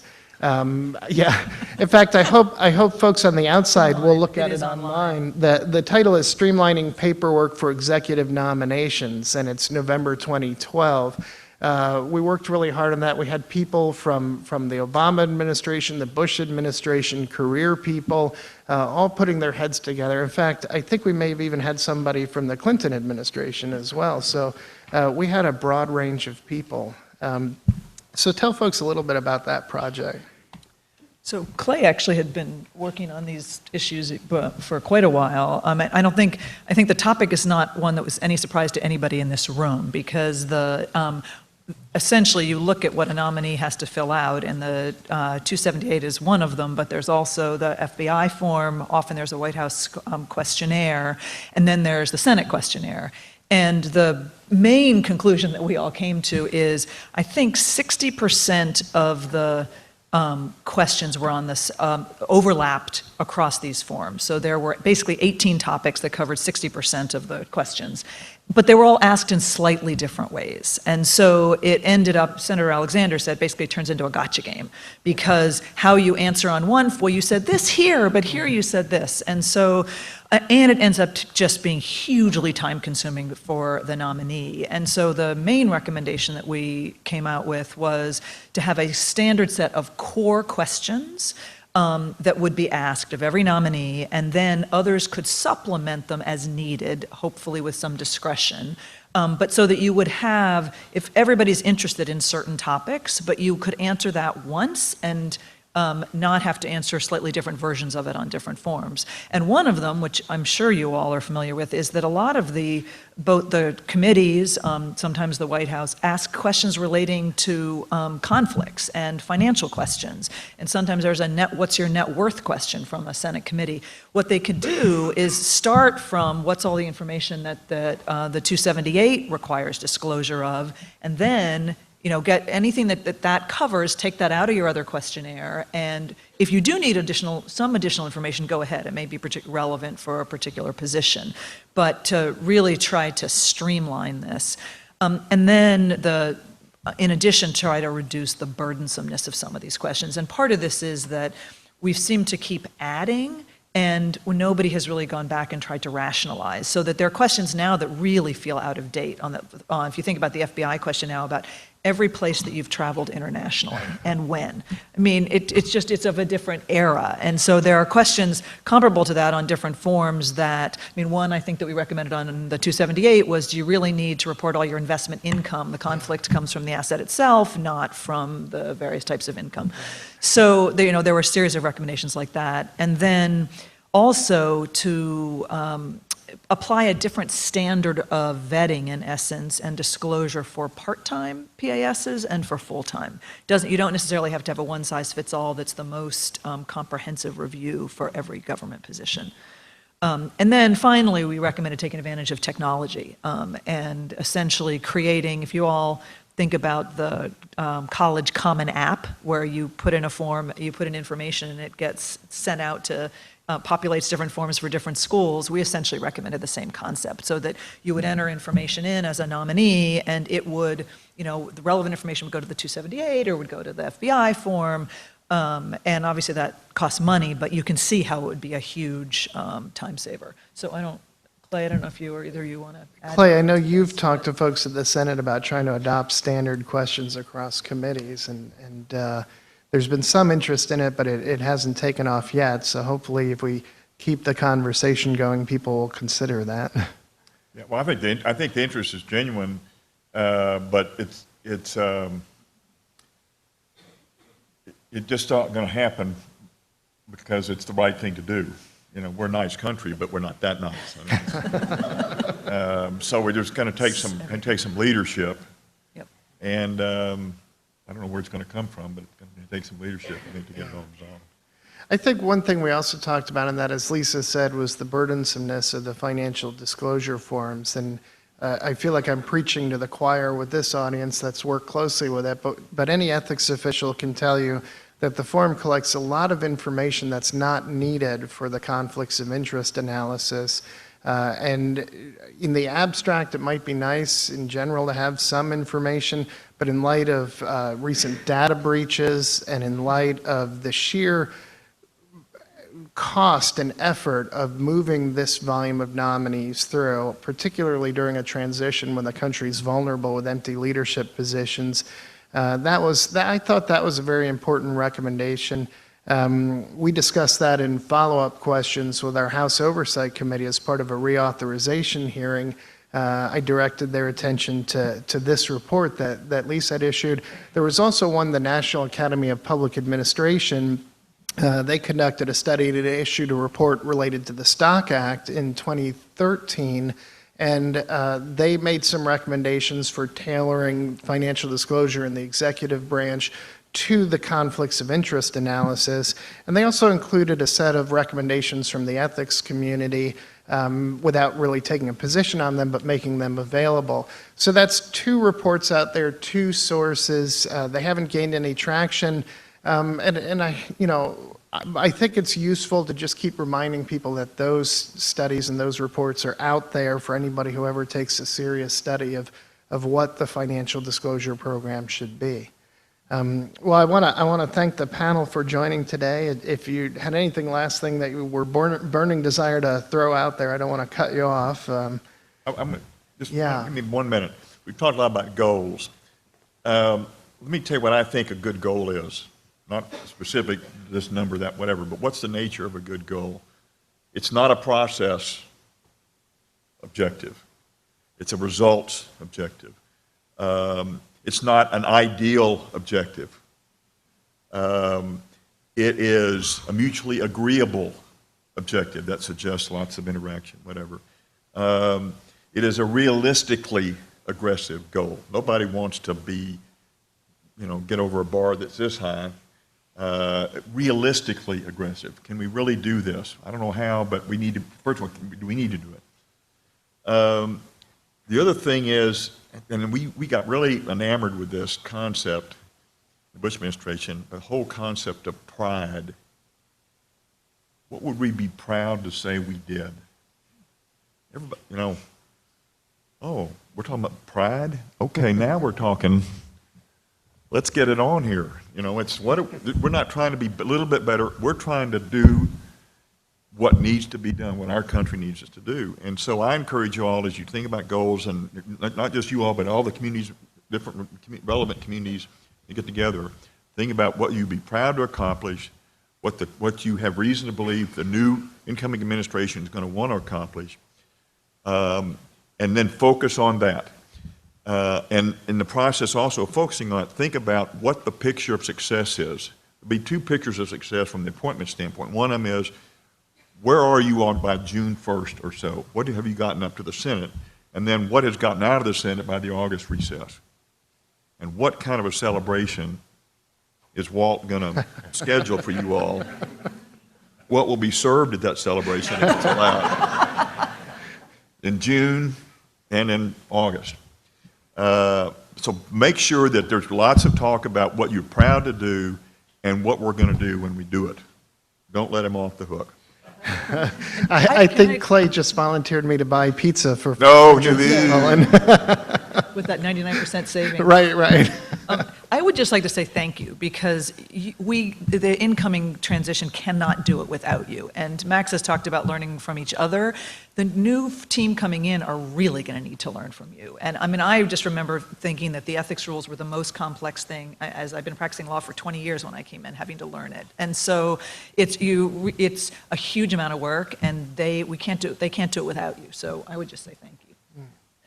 Great. Well, and I'm really thrilled to have had these folks on our panel. We have somebody from the Bush administration, somebody from a non-partisan outside group, somebody from the Obama administration, and although I'm a political appointee now, I come from the career ranks, so I feel like I can claim to represent that community. And everybody's saying the same thing. This next transition has to be the biggest, the fastest, the best.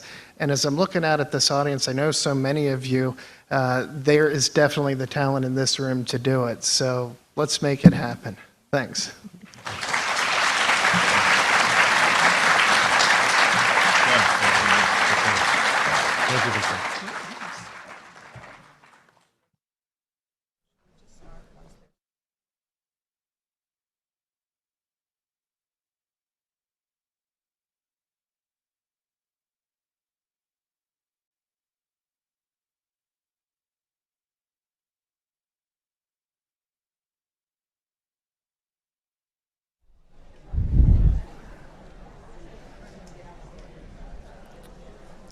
Welcome back. That was an interesting first part of the morning, and I sort of took away three themes from that presentation while we're waiting for Lisa and Clay to make their way back here to the booth. You know, the first is that we really need to be focused on building capacity for our nominee reports. The second thing we need to do is to prepare our staff members to maintain the program apparatus that needs to continue through the transition. Just because we have new leadership doesn't mean that the other obligations of the ethics program go away. And finally, we need to contribute to the preparations that our agencies are going to make in order to brief new leadership. So for us, there's a sort of challenge on many fronts as we come through this process. One of the things that I think was really interesting that our panelists discussed was this idea that the conversation has sort of changed just a little bit from what it has in the past. In the past, if you started to do transition work too early, you know, if you were a current administration, you know, oh, well, we're defeated, we're going to leave. And if you were the incoming administration, you know, you don't want to be measuring the drapes so much. But I think it's interesting that there's been recent legislation and new tools for folks to get started on transition activity earlier so that they can more strategically place the individuals that they need in the positions they need to be in. And I think what they all agreed on was really the key was to start early. That's right. I mean, this thing of thinking once the election happens, you're already behind the ball. So I think, you know, they really hammered that point is right. The earlier you start, the better. Yeah, and I think, you know, this week, being the National Government Ethics Summit in March, it feels early. It doesn't feel like election season yet. It doesn't feel like the transition is imminent. But really, if we're going to meet those three objectives, if we're going to build capacity for nominees, if we're going to maintain our programs and operations, if we're going to be prepared to brief new leaders, we really have to start yesterday. So we're looking forward to working with you guys to make sure that the ethics community is prepared to meet all three of those objectives. And Walt's just stopped by to drop off the URL for that website they mentioned. That's GSA's transition website, which is presidentialtransition.usa.gov. So if you've not taken a look at that, please do. I think they're adding information sort of as soon as they have it available so that we can all be as ready as possible. Okay, and with that, we're going to break away for just a moment to prepare for our interview with Clay and Lisa. So we'll be right back. Thank you.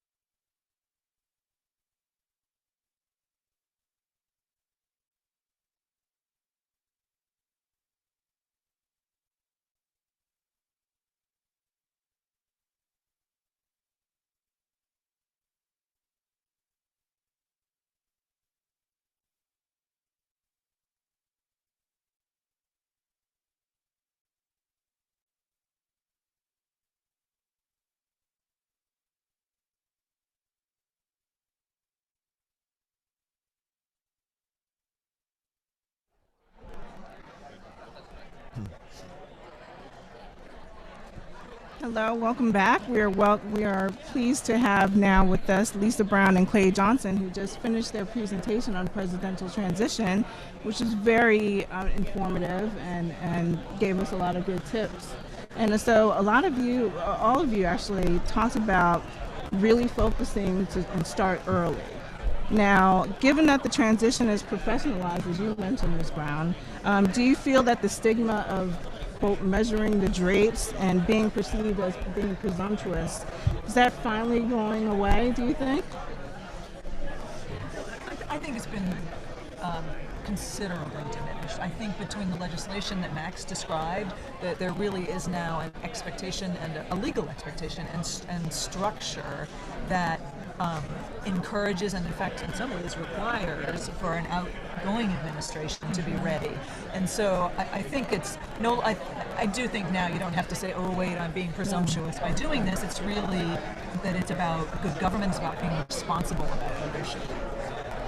I'm a little bit more aggressive about it than Lisa because I think it has gone away. I think the only time the issue was even raised, I think in 2008, was a junior staffer in the McCain transition group raised the issue of presumptuousness, and then everybody went, "Ooh, what?" And it quickly was identified as somebody who really didn't know what they were talking about. So I think everybody's mindset ought to be, what's this measuring the drape stuff? I think the bigger challenge, honestly, is you still, even without that concern, you still have a very compressed period of time. Yeah. And so even with everybody saying, okay, we're going to start well in advance to think about what we're going to have to do, you still have a remarkable amount of work to do in a short period, which is why it really takes everybody being involved. So one thing, if you just look at the candidates now, both parties, all of them are out there giving it their all because they believe they're going to win. Right. And so, once you believe, then you got to start doing a whole bunch of things and staying up later and raise more money and prepare for what you're going to do when you do win. So maybe we can finally banish that phrase as Walt mentioned, right? Now, since we're in the thick of the election season, the country is very partisan at this time, and you mentioned that transition is nonpartisan, and you said that the focus needs to be on America needs to do this well for the sake of the country. Right.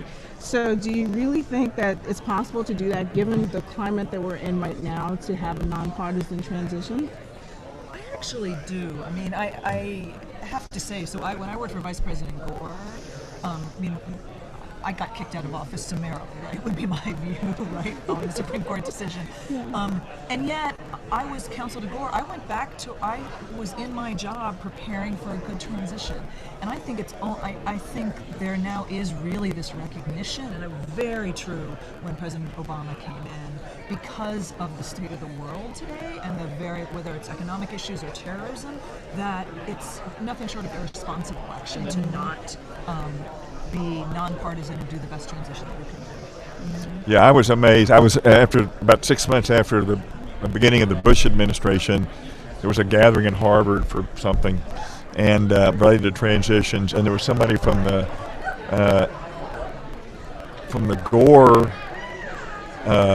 group, and they said, "Well, what happened when you saw that you lost the the legal decision?"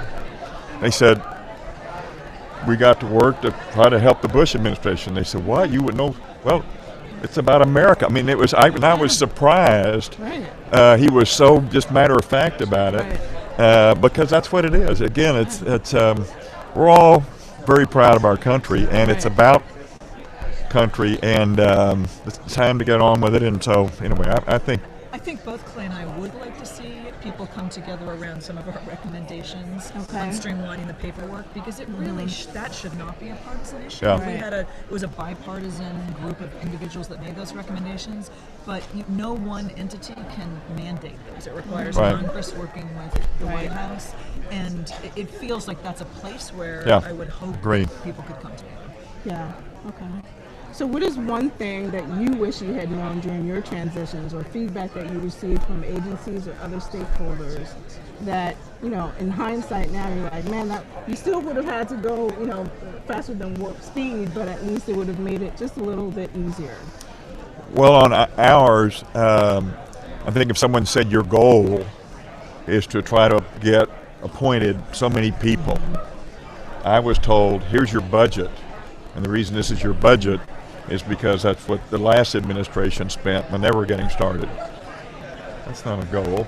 And so I wish we had a goal to work with, so that then you could then be planning appropriately to get it done. It was clear what it is we were trying to accomplish, as opposed to I'm working as hard as I can. And too often governments, whether in a transition or just in the normal course of business, they're there to serve the American people, but it's not clear what that means, what level of this and what level of that, by what date we're trying to accomplish. And so I think the opportunity at every turn, particularly in transitions, is to be much more specific about what it means to well prepare the next administration to be able to do by what date. And I did not do personnel on the transition, but I think looking back, having enough people focused on personnel, and so that you don't, the problem is you do have this funnel, and so it's part of it's OGE at a certain point in the FBI, but part of it is also for the transition, having enough people dedicated to that effort, because it's just become, for your senior appointees, it's become a major, it's really is a major effort. Yeah. Anything from the session that you didn't get a chance to get in there, or what's the one thing you would want people to take away from the panel, and what's to look forward to during the next transition? I think, to me, it is everybody, every employee in the federal government, every leader in the federal government, every congressional leader, everybody in the press, everybody in the states, everybody should have really high standards for how we change from one administration to another. We should be pressuring ourselves in the government to do well, and there should be pressure from the outside to do well, and put the onus of delivery on the transition groups to do that, so that you don't have to slink around. But if the expectations are high, if it's 400 versus 225 people to get through the Senate by the August recess, that's what it is, and then let the press report on it. How are we doing? Are we prepared to do that? How are we progressing? It's now March. It's now March of the first year of the new administration. Are there, how many people have been substituted? So the pressure to be excellent at this, the pressure to be really effective at handing the baton off from one administration to the other, the higher that pressure is, and the more the clearer it is, and the more public it is, the greater the certainty that the new administration, with all the relevant agencies helping them, will be successful at doing that. Great, great. Well, that's all the time we have. Thank you very much You for bet. agreeing to be part of the panel and to sit down for an interview. That was great information there, and hopefully Great. the next transition will be smoother because of it. Thank Great. you. Thanks for having me. And for anyone interested in that website, again, it's presidentialtransition.usa.gov. So be sure to check that out. I'm sure there's even more informative tips there that you can use. And we will see you at 1:30 for the next time we start a session. Thank you.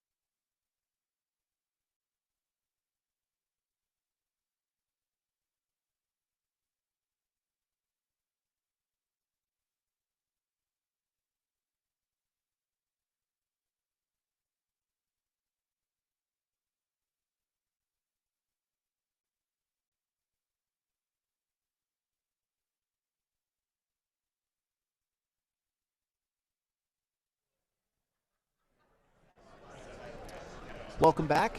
We are getting ready to queue up for the OGE year in review, a very popular session. What kinds of things do we usually talk about during this, Liz? Well, we talked about what different divisions have done, legal advisories that have gone out, what we have done in Program Counsel Division, what integrity is up to. So lots of information about financial disclosure reporting, and just, not only what we've done since the last summit, but a preview of what may come later on. So we've got a lot of very interesting information for you, and we hope that you'll continue to join us. And we're going to cut away for just a moment, and then we'll get started with the year in review.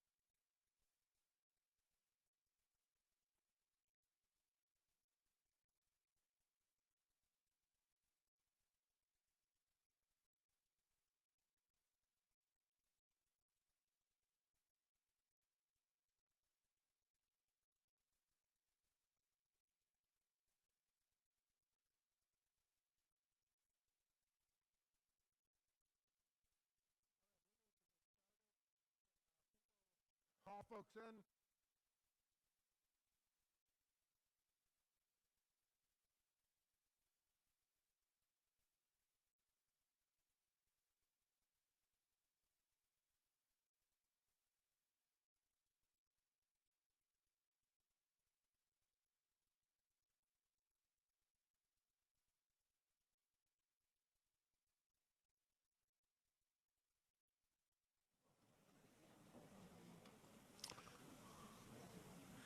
All righty, let's get started. Whoa. All right, as you've heard, the focus of our summit this year is on transition, so we're going to be looking forward as to what we're going to be doing over the next few years. But before we get too much into that, we're going to take a little time to look back. As you get older, you recognize the merit of that. But so this is, my name's Dave Apel. I'm the General Counsel at OGE. I'm going to talk to you a little bit about the regulatory process we've been engaged in on rewriting our regulations for the first time in 25 years. So, as I said, the ethics regulations have not had a major overhaul for 25 years, so we had the idea that we'd take a shot at that. And even before the last summit, as you may know, we started looking at how should the standards of conduct be rewritten? What was unclear? How did they need to be restructured? We thought about that, and at our last summit, we presented to you some ideas on how 2635 could be restructured, and you had feedback from that. And we took that feedback, and then we drafted some initial regulations. And we took those initial regulations, and we had so much fun doing that, we decided that we'd take a shot at 2634 and 2638 as well. We put together initial drafts of all those regulations and then provided them to you for your comment. I have an arrow, yay. So after we did the initial drafts, we circulated those to the ethics officials, and then in February of 2015, we had meetings on 2635. You reacted to our drafts, something other than, wow, you guys are really smart. Why didn't we think of that? When you talk about the Platonic method, you always hear that, and you read Plato, it's Plato puts forth an idea and all his students say, who could doubt it? It didn't work quite that way. You guys had lots of suggestions. We incorporated those suggestions into our next draft. Same with 2634. 2634 we decided to rewrite because we had to incorporate the Stock Act provisions. But we decided to take a whack at fixing some of the little things in that as well. We took your comments on that. And then on 2638, lots of meetings on 2638, how the ethics program is run. Not surprisingly, many of you had many opinions about that, and we made major changes to our initial draft on that. Now you would think, after drafting an initial regulation, hearing from all of you, incorporating that idea and putting it back out there, that we'd be pretty close to the end of this process. Turns out, we weren't even close to the end of the beginning.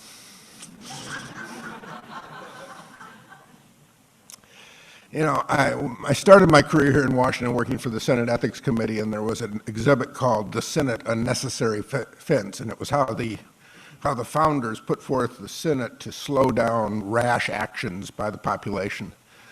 They would be proud of the regulatory process. So once we had a really finely honed product, then it was time to go through the regulatory process. And there are really three steps for OGE regulations. The first is consulting with DOJ and the Office of Personnel Management. That can sometimes take years. But we were very grateful to both OPM and DOJ. They really expedited their reviews. And all four of these regulations, as you can see, have now cleared the DOJ OPM process. That is traditionally a major step. After that, you have to go through the OMB process, a 90-day review process, and finally through a proposed rule. This is where we stood when we last met with the DAOs at the end of last year. Subpart B had progressed quite nicely. We had published a proposed rule, and we were waiting for the comment period to close. Subpart F had cleared the OMB process. We had received comments and we were responding to those comments.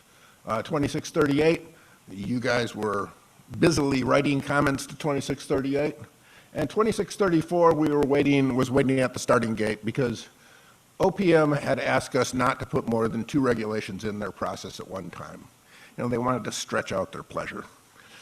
And so that's where we were. We actually have made some progress since we last talked. Subpart B, we received the comment period closed, and we have now responded to all the comments that came in. We got 10 comments on OMB from the general public. You know, as you know, you guys outdid them in your comments here in the OMB process, but we got 10 comments, not surprisingly, some concern about the language about appearances where you're accepting gifts that are allowed by the rules, and then questions regarding the requirement for written approval in the case of widely attended gatherings. Chris Swartz and I will be going over this in more detail in one of our breakout sessions at the end of during the conference.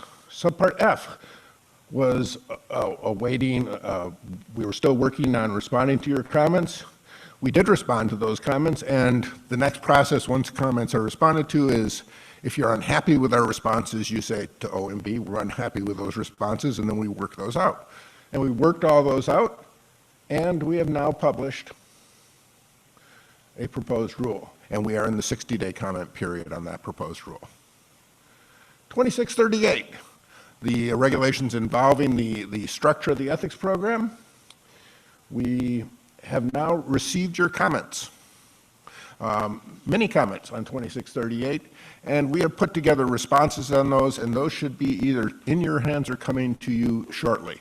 And after we analyze all those comments, we'll expect to hear back from you and work out any differences. And we're hoping in the next few months to be able to publish that as a proposed rule. 2634 is just itching to get out of the starting gate here, and we plan to put that into the OMB process right after the summit. So that is where the regulatory process, where we stand on our reg review. We hope to have published, as I said, a couple more proposed rules and publish Subpart B in final by the end of the year, and maybe even publish Subpart F in final. In case you're concerned, one point, 2634, that will not be published or not become effective until after the transition. So you're not going to have to institute a whole new process or any changes for 2634. I think you'll be pleased with the changes when we finally make them, but we're not going to make those changes in the middle of transition. Regardless of when that makes it through the process, we'll make sure it does not become effective until we're over the hump on the transition. And with that, I'd like to introduce Seth Jaffe. He's the chief of the Ethics Law and Legal Policy Branch.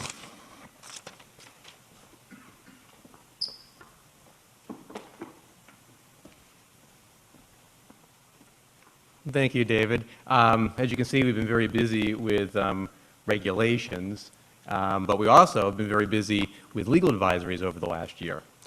Since our last Ethics Summit, OGE has published 16 legal advisories. Deborah Borteau and I will briefly highlight about half of these advisories. The first two advisories that I want to discuss today are advisories that deal with broad areas of ethics law involving emerging issues. The next three advisories that I'll discuss address more circumscribed areas of ethics laws dealing with frequently asked questions that we've received concerning the widely attended gathering or WAG gift exception, as well as the $20 de minimis gift exception.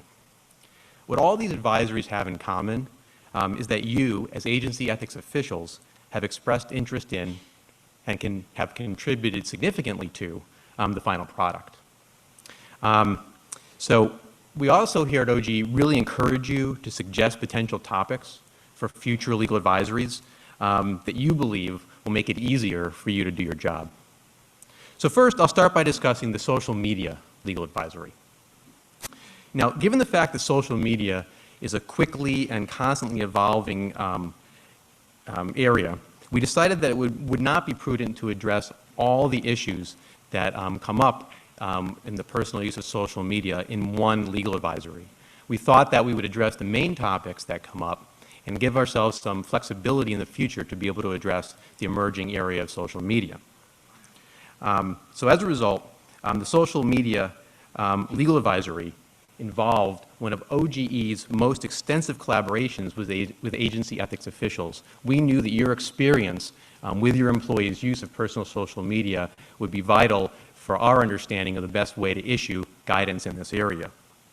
So we held in-person meetings, conference calls, engaged in many email exchanges on preliminary drafts that all led to the advisory, which I'm happy to say has received very positive media attention to also be a success in the ethics community and as a helpful guide for giving advice in this area. So on April 9th, 2015, we issued Legal Advisory 15-3, the standards of conduct as applied to personal social media use. Now, there are two predominant themes that are running through this advisory that animate the advice that's in the advisory. First, there's the presumption, and I think the common sense presumption, that what employees do on their personal social media accounts generally will be perceived by the public to be done in their personal capacity and not in their official capacity.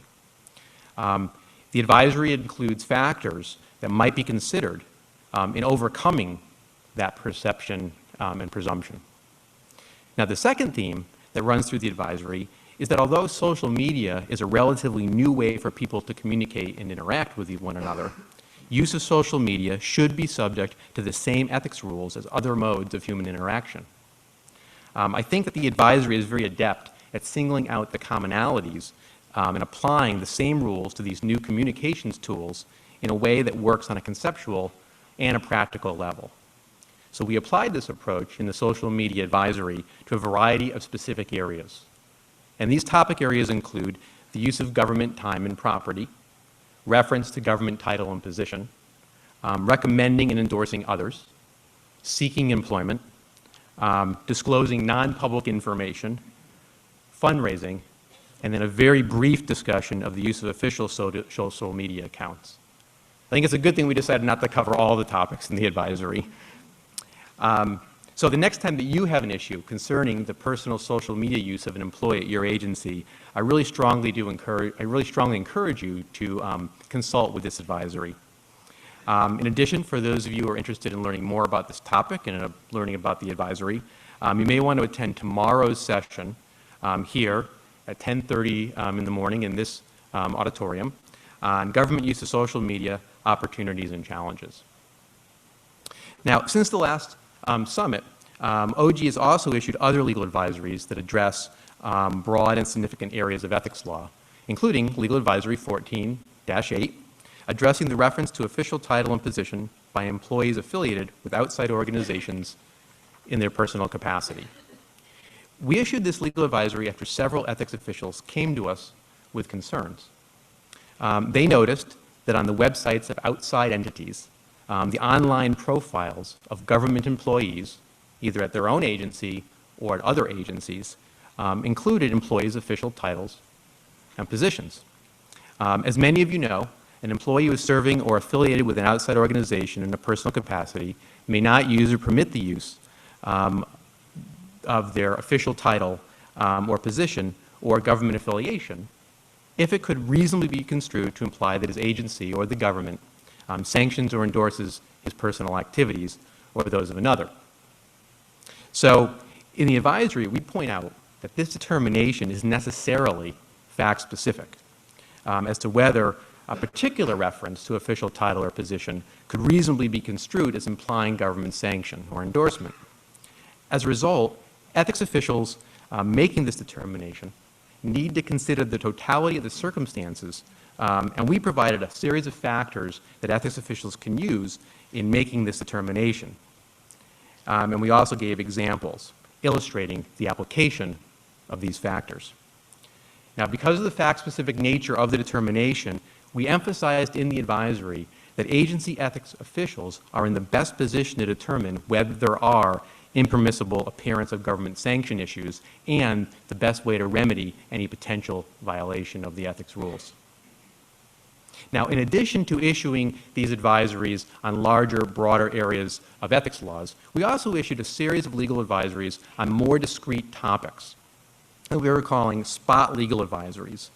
Now, we often decide on issuing spot legal advisories based on analyzing the questions that we receive on a continuing basis from various stakeholders, and especially including agency ethics officials. And as a result of this analysis, it became clear that our desk officers and others were receiving a high frequency of questions in the area of widely attended gatherings or WAGs. These questions involved issues where OGE had kind of a well-defined policy or answer to these questions, but we hadn't necessarily made those policies or answers very clear in a published legal advisory. And because we continue to receive a high volume of questions in this area, we decided to issue two legal advisories in quick succession in the spring, addressing the most frequently reoccurring issues. And I do want to point out that the advisories I'm about to mention, the advice in these advisories will not be modified or changed based on the upcoming publication of the final Subpart B regulation. So first, on April 6th, 2015, we issued Legal Advisory 15-2 concerning the free attendance and speaking engagements and widely attended gatherings, and how to treat the waiver of a separate fee for a separate meal or reception. In the advisory, we explained that the gift rules permit employees to accept free attendance to events at which they are speaking or where the event meets the criteria of the widely attended gathering. However, we also explained that the meals and entertainment that are not provided to all attendees and those that require payment of an additional fee are treated as a separate gift, and a separate gift analysis for those separate events would also have to occur. So as a result, an employee can only attend under the first gift exception, under the first WAG, to the first event, but they have to be able to attend the second meal or the second reception where there's a second fee charged based on an additional analysis of whether or not that is acceptable under another gift exception. Then on May 5th, we issued Legal Advisory 15-5, addressing how to determine the market value of events when no fee is charged to attend the event. In this advisory, we confirmed OGE's longstanding interpretation that the market value of an event when no event fee is charged includes the tangible benefits such as meals, refreshments, entertainment that is offered to the attendees. We also stated that ethics officials can continue to rely on good faith cost estimates of the person putting on the event or the entity putting on the event if that good faith cost estimate is not implausible. However, in a clarification, and I would say a modification of OGE's previous advice, we clarified that the market value of an event does not need to include the venue's rental fees.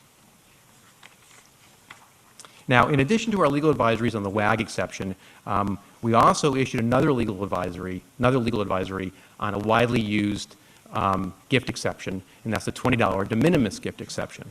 And this was, again, a question that we've received from agencies many times over the years, and we continue to receive this question, so we decided, as a result of demonstrated interest, to issue a legal advisory on the topic.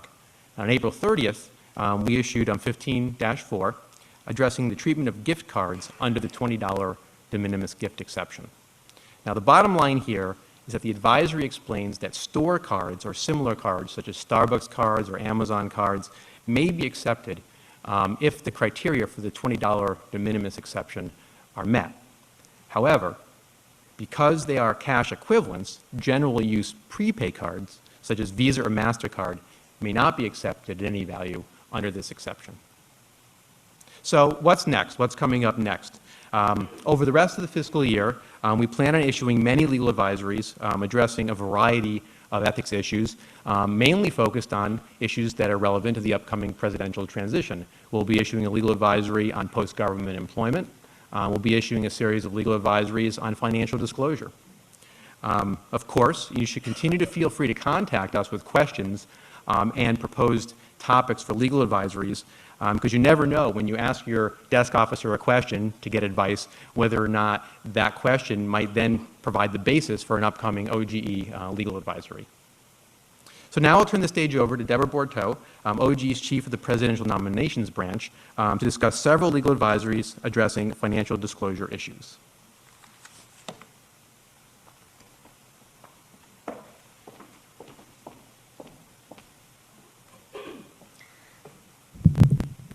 Thank you, Seth. Good morning. I'm Deborah Borteau. I'm the head of the Presidential Nominations Branch at OGE. Before I start, I want to give you the website that Walt mentioned earlier. The Presidential Transition Directory that GSA launched is found at presidentialtransition.usa.gov. Okay. So for the past 2 years, we've been preparing for the transition. Here are some of the things we've done to prepare. Continuing with legal advisories, I'd like to highlight a few key legal advisories related to the 2640 exemptions and to financial disclosure. Our 2000 advisory on the mutual fund exemptions characterized real estate funds as sector funds. Based on years of experience since 2000, our thinking has evolved on real estate funds. In our 2015 advisory on diversified and sector real estate funds, we explained that although some real estate funds are in fact sector funds because they concentrate on a particular industry, for example, healthcare, or concentrate in a particular country, many real estate funds invest in real estate located in a variety of geographic locations and serving a variety of industries, and are therefore considered diversified for purposes of the exemption. We also issued a legal advisory in 2015 clarifying the application of the employee benefit plan exemption. The advisory was long overdue. I know after explaining the application of this exemption over the past 15 years, I'm pleased to see that we issued this. Now, although the wording of the exemption is not particularly clear, the advisory makes our long-standing policy clear, that you can use the employee benefit plan exemption for diversified investment funds held through an employee benefit plan. This advisory also addresses a question that comes up periodically regarding the applicability of the exemption to employee benefit plans established outside the U.S. OGE did answer this question in the preamble to the rule. Now, although I know you have lots of time to read our preambles, we decided to make it a little easier for you and explained in this legal advisory that plans established outside the U.S. may qualify for the employee benefit plan exemption, provided that they meet the criteria in the exemption. The next advisory I'd like to mention is one on financial disclosure requirements for pooled investment funds that we issued in 2014. That advisory addresses the treatment for PAS nominee reports of pooled investment funds that do not qualify as accepted investment funds, or EIFs. So as you know, if you're unable to get to EIF, you have to break out the underlying holdings of the investment fund. That hasn't changed. However, as the advisory explains, in cases where the fund is not an EIF, but the PAS nominee is unable to report the underlying assets because the fund will not provide those assets to investors, there's little potential for conflict under 18 U.S.C. 208. And OGE will generally be able to certify the reports in those cases without requiring divestiture. In the past, we required divestiture. Now, we're able to certify those reports generally with a no-knowledge letter and no longer requiring divestiture. In contrast, in cases where the fund is not an EIF and the PAS nominee does have knowledge of the underlying assets, but is unable to disclose those assets due to a confidentiality agreement, divestiture still is the best remedy. So I'm really excited to announce that after 2 years of hard work, we have released the Public Financial Disclosure Guide for the 278E and the 278T. This is going to be a vital resource to you for the upcoming transition. It provides guidance, instructions, illustrations, answers to frequently asked questions for most of the interests that you'll encounter. I know a number of you have been asking us to update the 2004 Public Financial Disclosure Guide. Well, you now have it. This new guide replaces both the nominee and new entrant guide from 2012 and the Public Financial Disclosure Guide from 2004. It's a web-based guide contained in our Public Financial Disclosure section of our website. It covers nominee and new entrant reports, as did the 2012 guide, but the latest release is for the 278E. In addition, it covers annual reports, termination reports, and periodic transaction reports.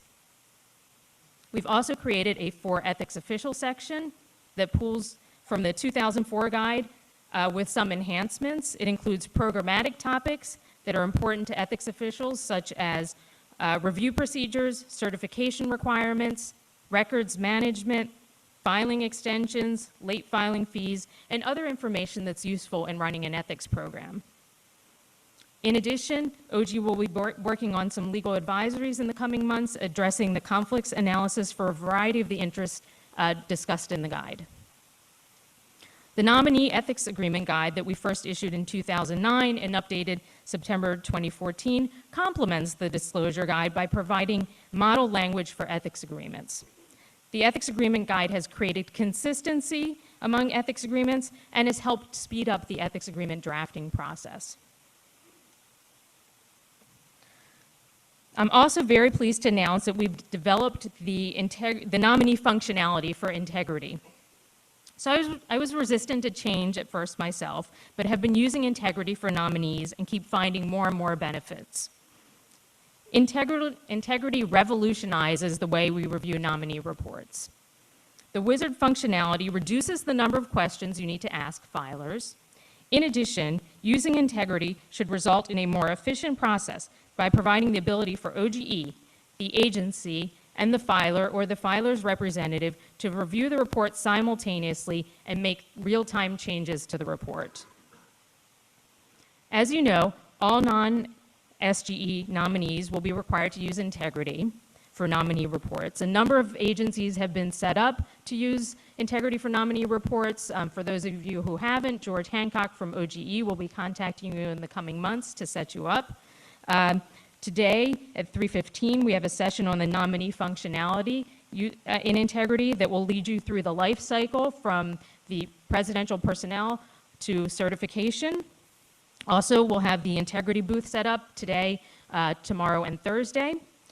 So we really are going into this transition with many more resources than we had in 2008. The Public Financial Disclosure Guide, the Ethics Agreement Guide, and integrity will increase the efficiency of the review process.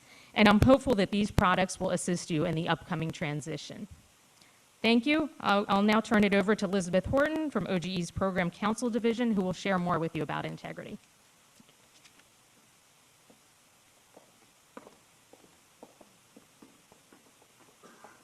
Good morning.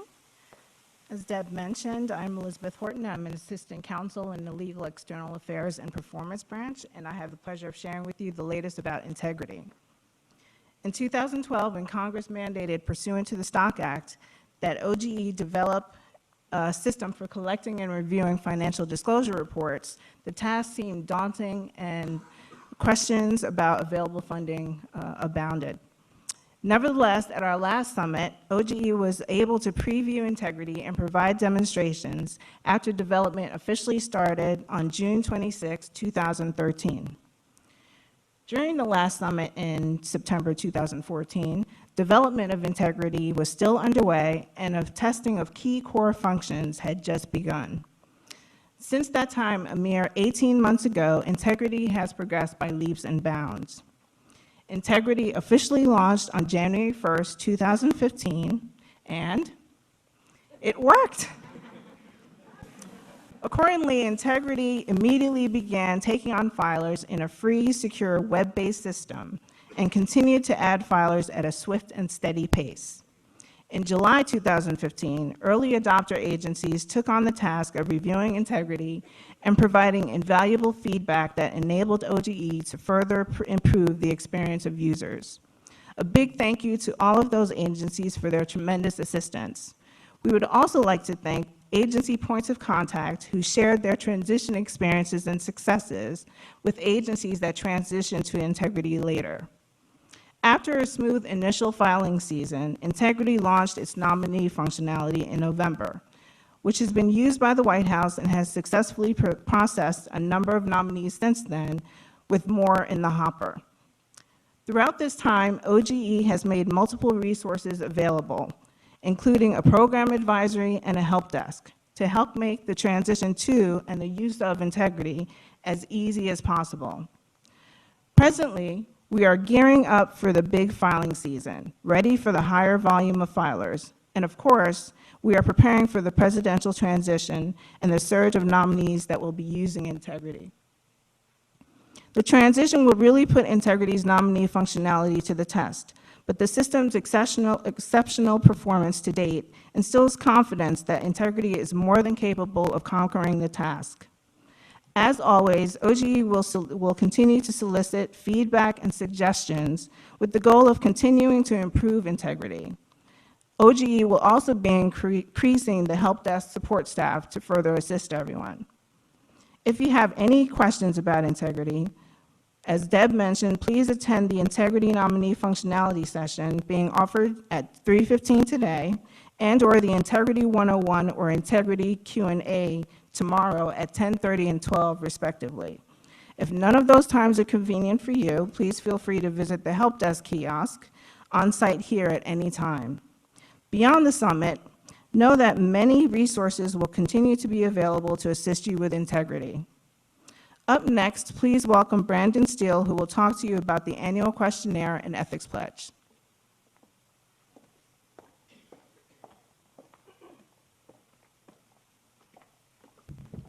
Thank you, Liz. Good morning, everyone. My name is Brandon Stier, which I'm told means one who wears many hats at the Office of Government Ethics, or OGE for you federal employees who love your acronyms. You might remember me from such hits as the last quarterly meeting, incredibly helpful reminder phone calls, and of course my incredibly helpful reminder emails, chock full of brilliant prose. I'm going the wrong way. There we go. So why am I here today? Well, the Office of Government Ethics is a small agency with a big mission. So we all wear many different hats, which I'm sure all of you do as well. But today I would like to briefly talk with you about the annual agency ethics questionnaire as well as the ethics pledge assessment. And in doing so, we'll explore some of the updates since the last summit. We'll discuss highlights of the 2014 annual questionnaire and preview some of the highlights from this year's ethics pledge assessment. So what's new? Information dissemination. Let's talk about some of the exciting developments in the world of assessment since the last summit. What does information dissemination mean? We've made all of the 2014 annual ethics questionnaires available online, accessible by anyone. What this means is that agencies now have the ability to benchmark, to compare how their ethics programs relate to other ethics programs.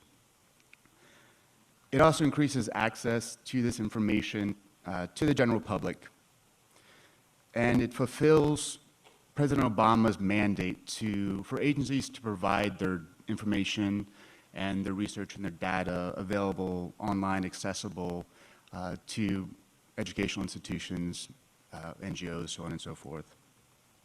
Now on our website, we also released a comprehensive summary, an aggregate summary of all of the ethics questionnaires. And then we also released a shorter summary of the summary. This here is our lovely website. This is our homepage. Now, the link to the ethics questionnaires, to the annual questionnaires, is available in this patriotic box here. And you can tell it's patriotic because it has an American flag at it.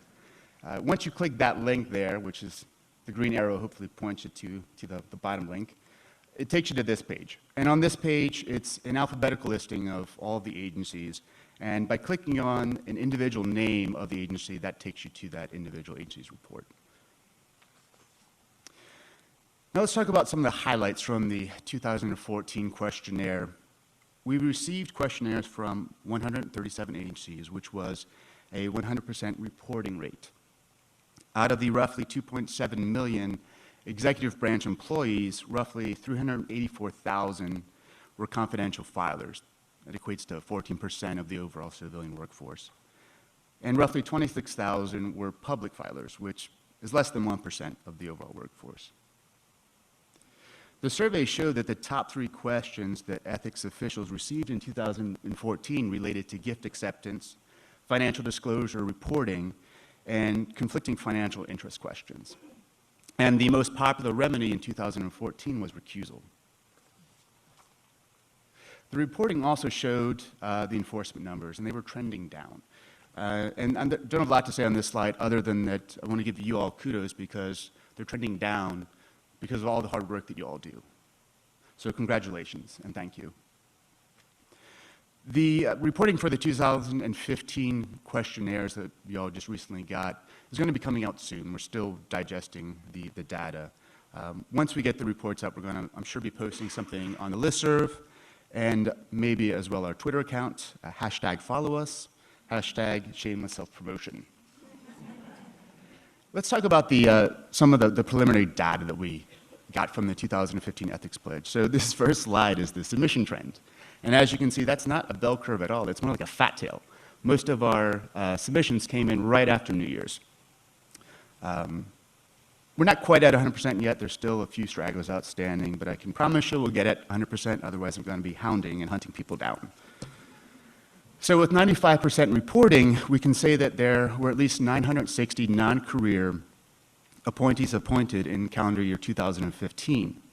Of those, approximately 50% were Schedule C appointees, 21% fell into the other employee category, 20% were non-career SAS, or SE, excuse me, and the rest were split between PAS and political appointees. And here's a huge, tiny number, right? In 2015, less than 1% of non-career appointees appointed in 2015 qualified as the lobbyist category, which I think probably goes counter to the perception that a lot of American citizens have about the federal workforce. Now, of those, 100% were in compliance with their ethics agreement requirements, which again, kudos to all you ethics officials out there for making that happen. So besides an election, what's on the horizon?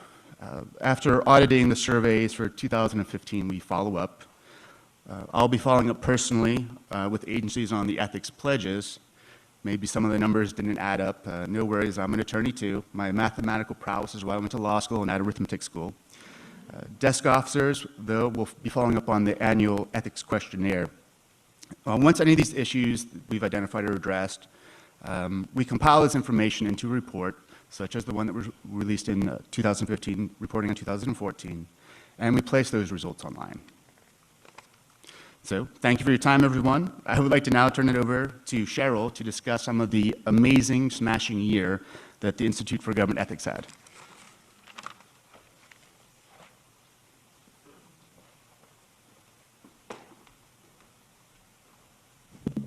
Good morning, everybody.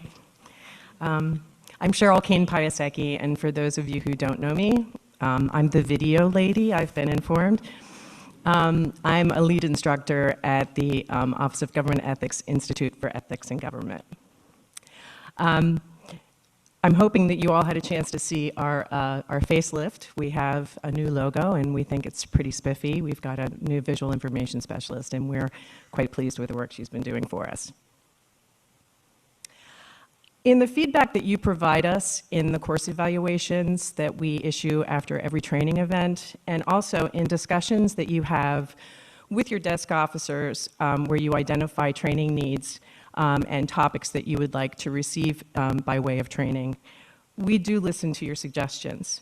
And we take into consideration your opinions when we are doing our education and training planning for each fiscal year. So over the last 18 months, you asked for classroom training, and you got it.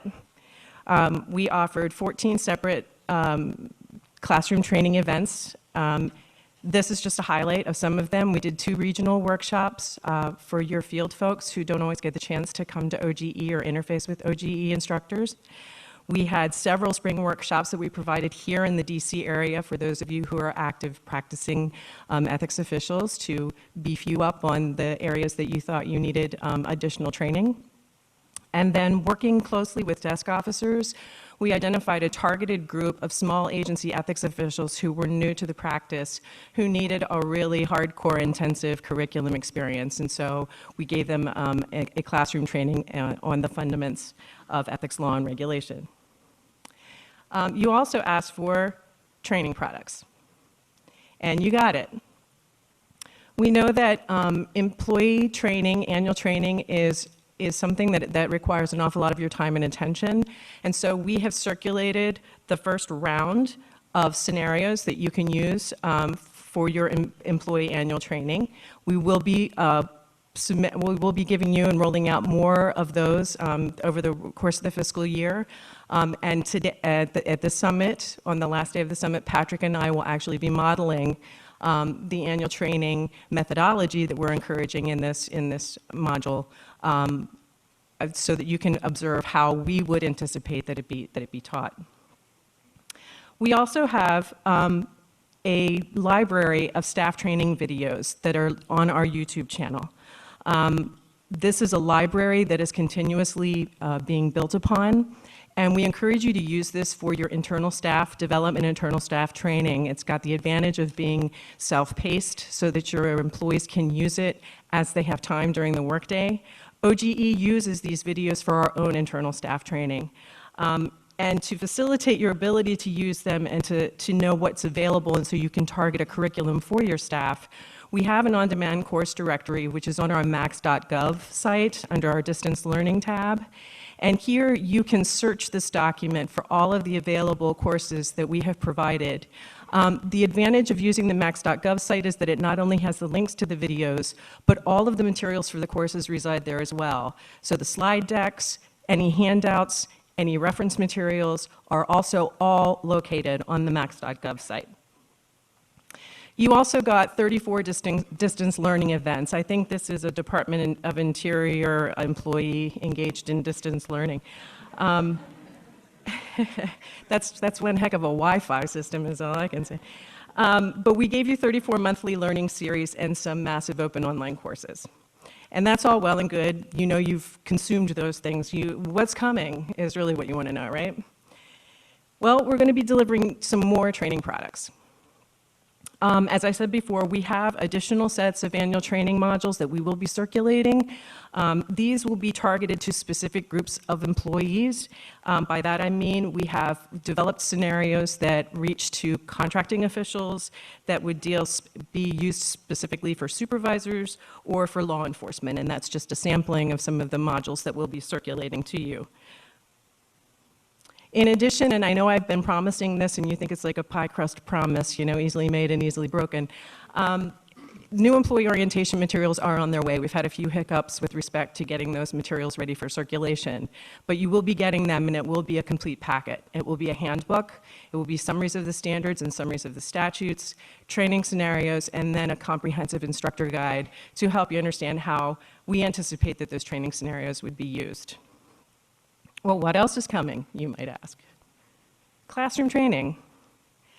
We are going to offer several instructor development courses for folks, particularly who are interested in having an ability to practice giving initial ethics orientation or annual training, to have a chance to practice that and be mentored and coached in that before you actually go live with your own employees. So we're going to be offering several sessions to interested folks who would like to have the opportunity to practice delivering this type of training. We're also going to be doing other training workshops. In view of the transition, and as the panel emphasized today, getting ready for a transition really has to start now. And so we're going to be offering some what we call strategic foresight exercises, which are going to sort of put you in a position to have to start thinking strategically about how you're going to situate yourself vis-a-vis new leadership when it comes in. And if you'd like to know more about exactly what these exercises look like, Patrick and I are going to be delivering 2 sessions here at the conference. They're a repeat session. One is this afternoon. It's titled Leadership Challenge, and we'll be repeating that session tomorrow morning. So if you're interested in this type of engagement, we encourage you to attend one of those 2 sessions. We're also going to be inviting folks in to brainstorm additional training scenarios. We know that we haven't covered the universe of types of employees with specific types of ethics concerns. So we're going to be inviting you all in basically to help us, help you, come up with relevant training scenarios. And of course, you're also going to get the regular 12-monthly series of distance learning events. And we are going to be sponsoring a 278E massive open online course because we know that you need to get your staffs trained up on reviewing the new 278 form. So we'll be offering that probably towards the latter part of April. Do you want more? Of course. Of course you want more.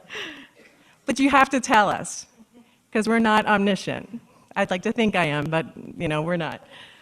What do you need? We do need to know what you need. So we're going to be coming out with basically a needs assessment survey, probably in the May-June timeframe, where we're going to be asking you explicitly, what do you see your training needs being, not only through the end of this fiscal year, but certainly up and through transition time. We encourage you, please, please, be as honest and open and forthcoming with that information as you can, because we do listen, we will take your concerns into account, and we will try to plan based on the information that you provide to us. And with that, I'm going to turn it over to Chip Christopher, who is the Deputy Director for Compliance.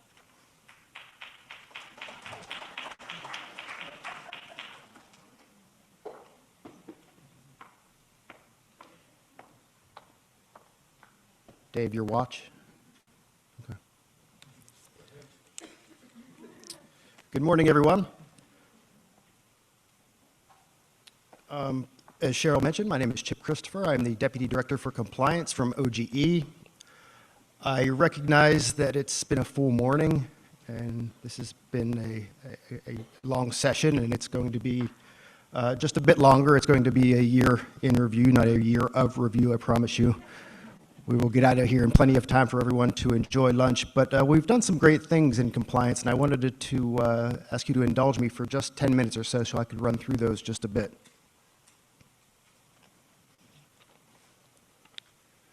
Oops. Okay, and there's Dave's watch. Wish you would have got it, now didn't you? Okay.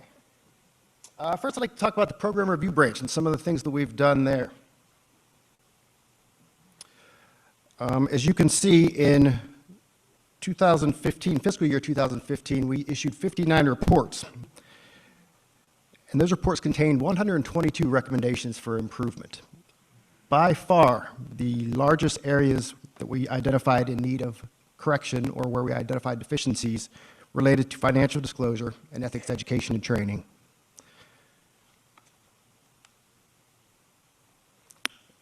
Keeping up that trend, thus far in fiscal year 2016, we've issued 26 reports. That actually has been updated, or should be updated, and 18 recommendations for improvement. Again, you can see, by and large, most of the recommendations related to financial disclosure and ethics education and training. So I don't think any of this is a great surprise to anyone. It's not to me after having done this for about 23, 24 years. Also, in our annual agency ethics questionnaire that we collect each year, by far, or not by far, but almost always, financial disclosure and ethics education and training come up near the top in terms of the level of resources that are dedicated to certain program elements. So we know it's not that you're giving these elements short shrift. There are only limited number of resources that you can attach to them. So what's the takeaway here? It's not that all is lost. Why bother? Quite the opposite. Number one, to let you know that you're not alone. We all struggle from time to time to keep all our program elements up to snuff. And also that you must be vigilant.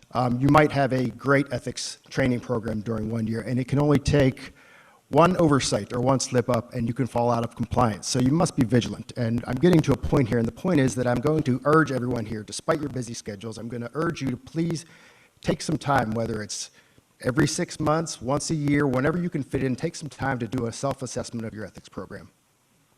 The program review branch is only 8 folks right now doing program reviews. We can't come out and do the reviews as often as we would like, and I'm going to ask you to take it upon yourself to do these reviews. And that's not for me, that's for you. Your programs will benefit greatly if you take a day, or if you can take a couple of days out of your busy schedule, step back and see where you're at. By doing that, you might find that you could eliminate or catch a problem that's small before it becomes a large problem. So that's my pitch, as Walter mentioned in his opening remarks. Our self-assessment, or our inspection tool is a wonderful tool for doing your own self-assessment. It's available on our website. You can download it. It's a checklist, essentially, of all the elements of your ethics program. You can go through that, and without downplaying it too much, it essentially is a checklist. If you go through that and you have everything in that compliance, everything in compliance on that checklist, your program should be in good shape, whether you're undergoing a review or not.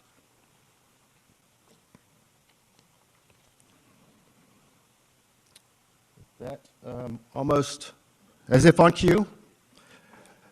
Fiscal year 2015 to date has seen a great increase in the number of inspections we've been doing. I will admit this one more time, and I promise I will never say it again. I was a bit of a skeptic. If not skeptical, I was a little bit concerned about the inspections when we first started them. The basic reason wasn't that I didn't believe that the process was solid. It was more of a perceptions issue. I was concerned that the rather linear and staged nature of the inspection form would lead one to believe, or lead the uninitiated to believe, that our program reviews had scaled back what they were looking at, and that's just not the case. However, after working with my folks and working with the inspections for quite some time, I'm a true believer now. I firmly believe that, especially at your larger departments and agencies, or at your smaller agencies, that these are the perfect fit. The smaller agencies, as one person put it, just don't have all the moving parts that a large department does, and doesn't necessitate the need for us to get into all of the nuts and bolts as into how your program is administered. Just to sort of make my point there, that's the front page. I'm sorry that's not very clear. You wouldn't be able to see it no matter what I did, but I wanted you to see, for those of you who haven't seen it, that's what an inspection report looks like. As you can see, it's essentially a checklist. It's about 4 or 5 pages, depending on how much is filled out on it. And you can take that and you can do an assessment of your program right now. You could put us out of business today and we'd all be fine with that. There's plenty of other work to do. That's how the report would look. Now, there are spaces in there that you can't see, but if there are comments that we'd like to add or expand upon something, we can still do that and still do that. We still identify model practices through this format as well, so that still remains. What it doesn't get into is the underlying processes and procedures that agencies use to administer their programs. For an example, excuse me, I'm not making excuses, I am fighting a cold. For example, an inspection might show that an agency collected 95% of their confidential reports in a timely manner in any given year. That would be the finding. A plenary review, where we'd write the full report, and that's a side-by-side view, just a few pages. Everyone knows what reports look like, but that's a typical plenary report setup. It would say, okay, 95% were collected timely, and these are the mechanisms that the agency used to implement this. They have a notification system under which HR notifies the ethics office once a month when new filers come on board. It identifies and points out the processes underlying the results. And typically, we've been reserving these full plenary reviews and reports to the largest departments and agencies. I think it's the best use of our resources. It's the best use of your resources. We can get in and out of your way much more efficiently and much more timely.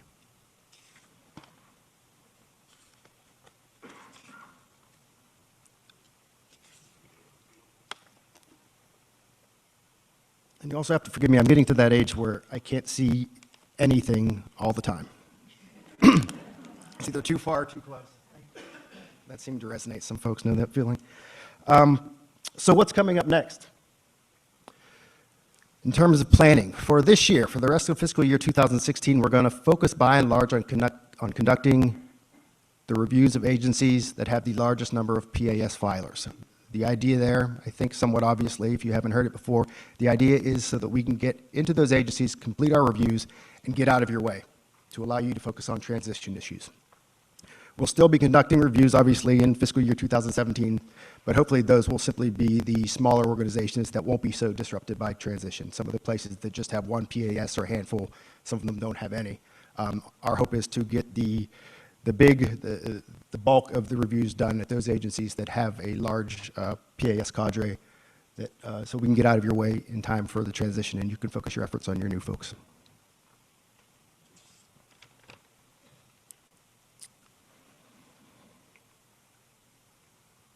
And secondly and lastly, but not leastly, the Financial Disclosure Branch, also within the Compliance Division.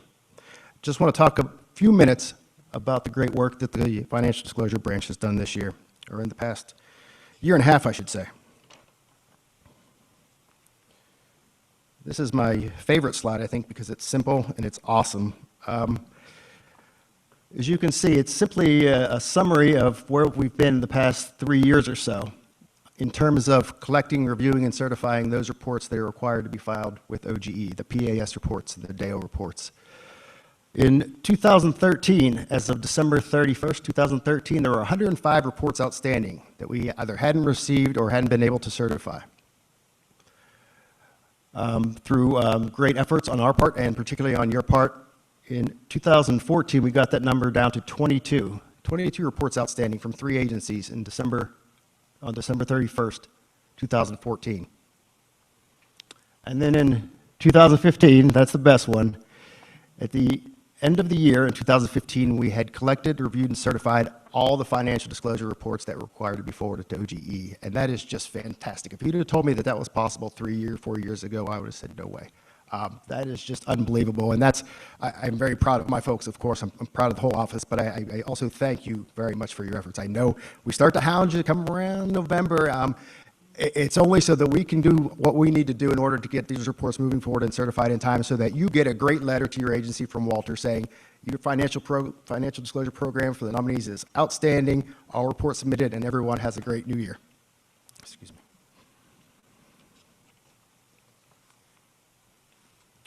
This next slide it's obviously a bit more complicated version of what I just showed you, just comparing 2014 and 2015. The red line is 2015.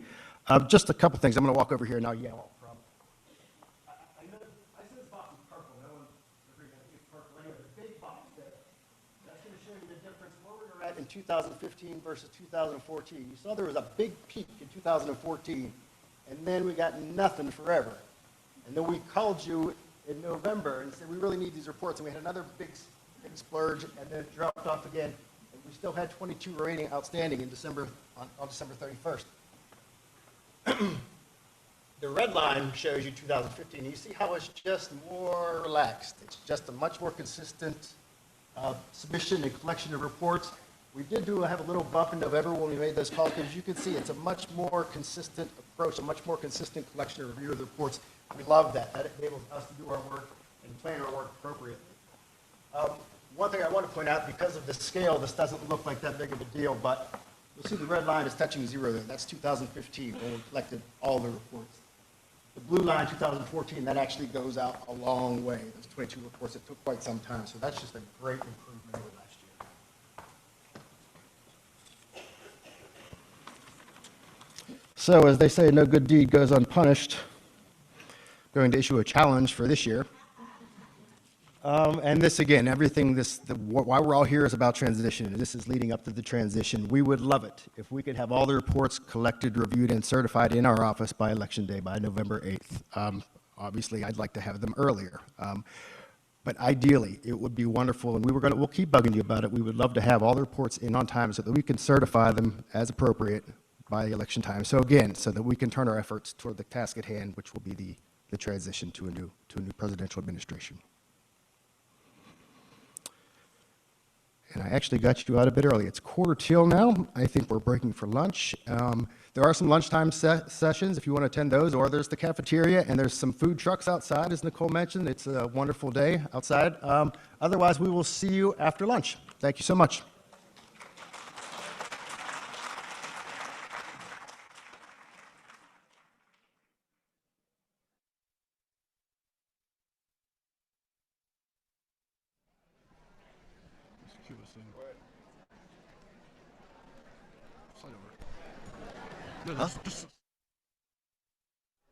Good afternoon and welcome back to the 2016 National Government Ethics Summit. We're just about to take a break for lunch. We had a really full morning, and we just wanted to invite you all to join us for the afternoon stream from Room A, or from the auditorium, which you'll find on the YouTube channel, which is youtube.com/OGE Institute. You will have to close this broadcast and open another one for the afternoon. We're also beginning the stream from Room A in just a minute, and you can find that at the playlist for stream number 2. It should have just began, and they're going to be getting started very shortly. What time is that for our viewers? One more time, Patrick? So stream 2 begins exactly at noon. I believe the stream is live right now, but the presentation itself will begin at noon. They'll be taking a break and then coming back for 3 more sessions. And what time do we come back here, Ryan? We'll be coming back here at 1:30, where we're going to have an interview with one of our presenters talking about 2635.502 in her presentation with some OGE folks about that. And we're also going to be previewing a session about enterprise risk management for later in the afternoon. So we'll be back here at 1:30. So please enjoy your lunch, and we'll see you back here in just a little while.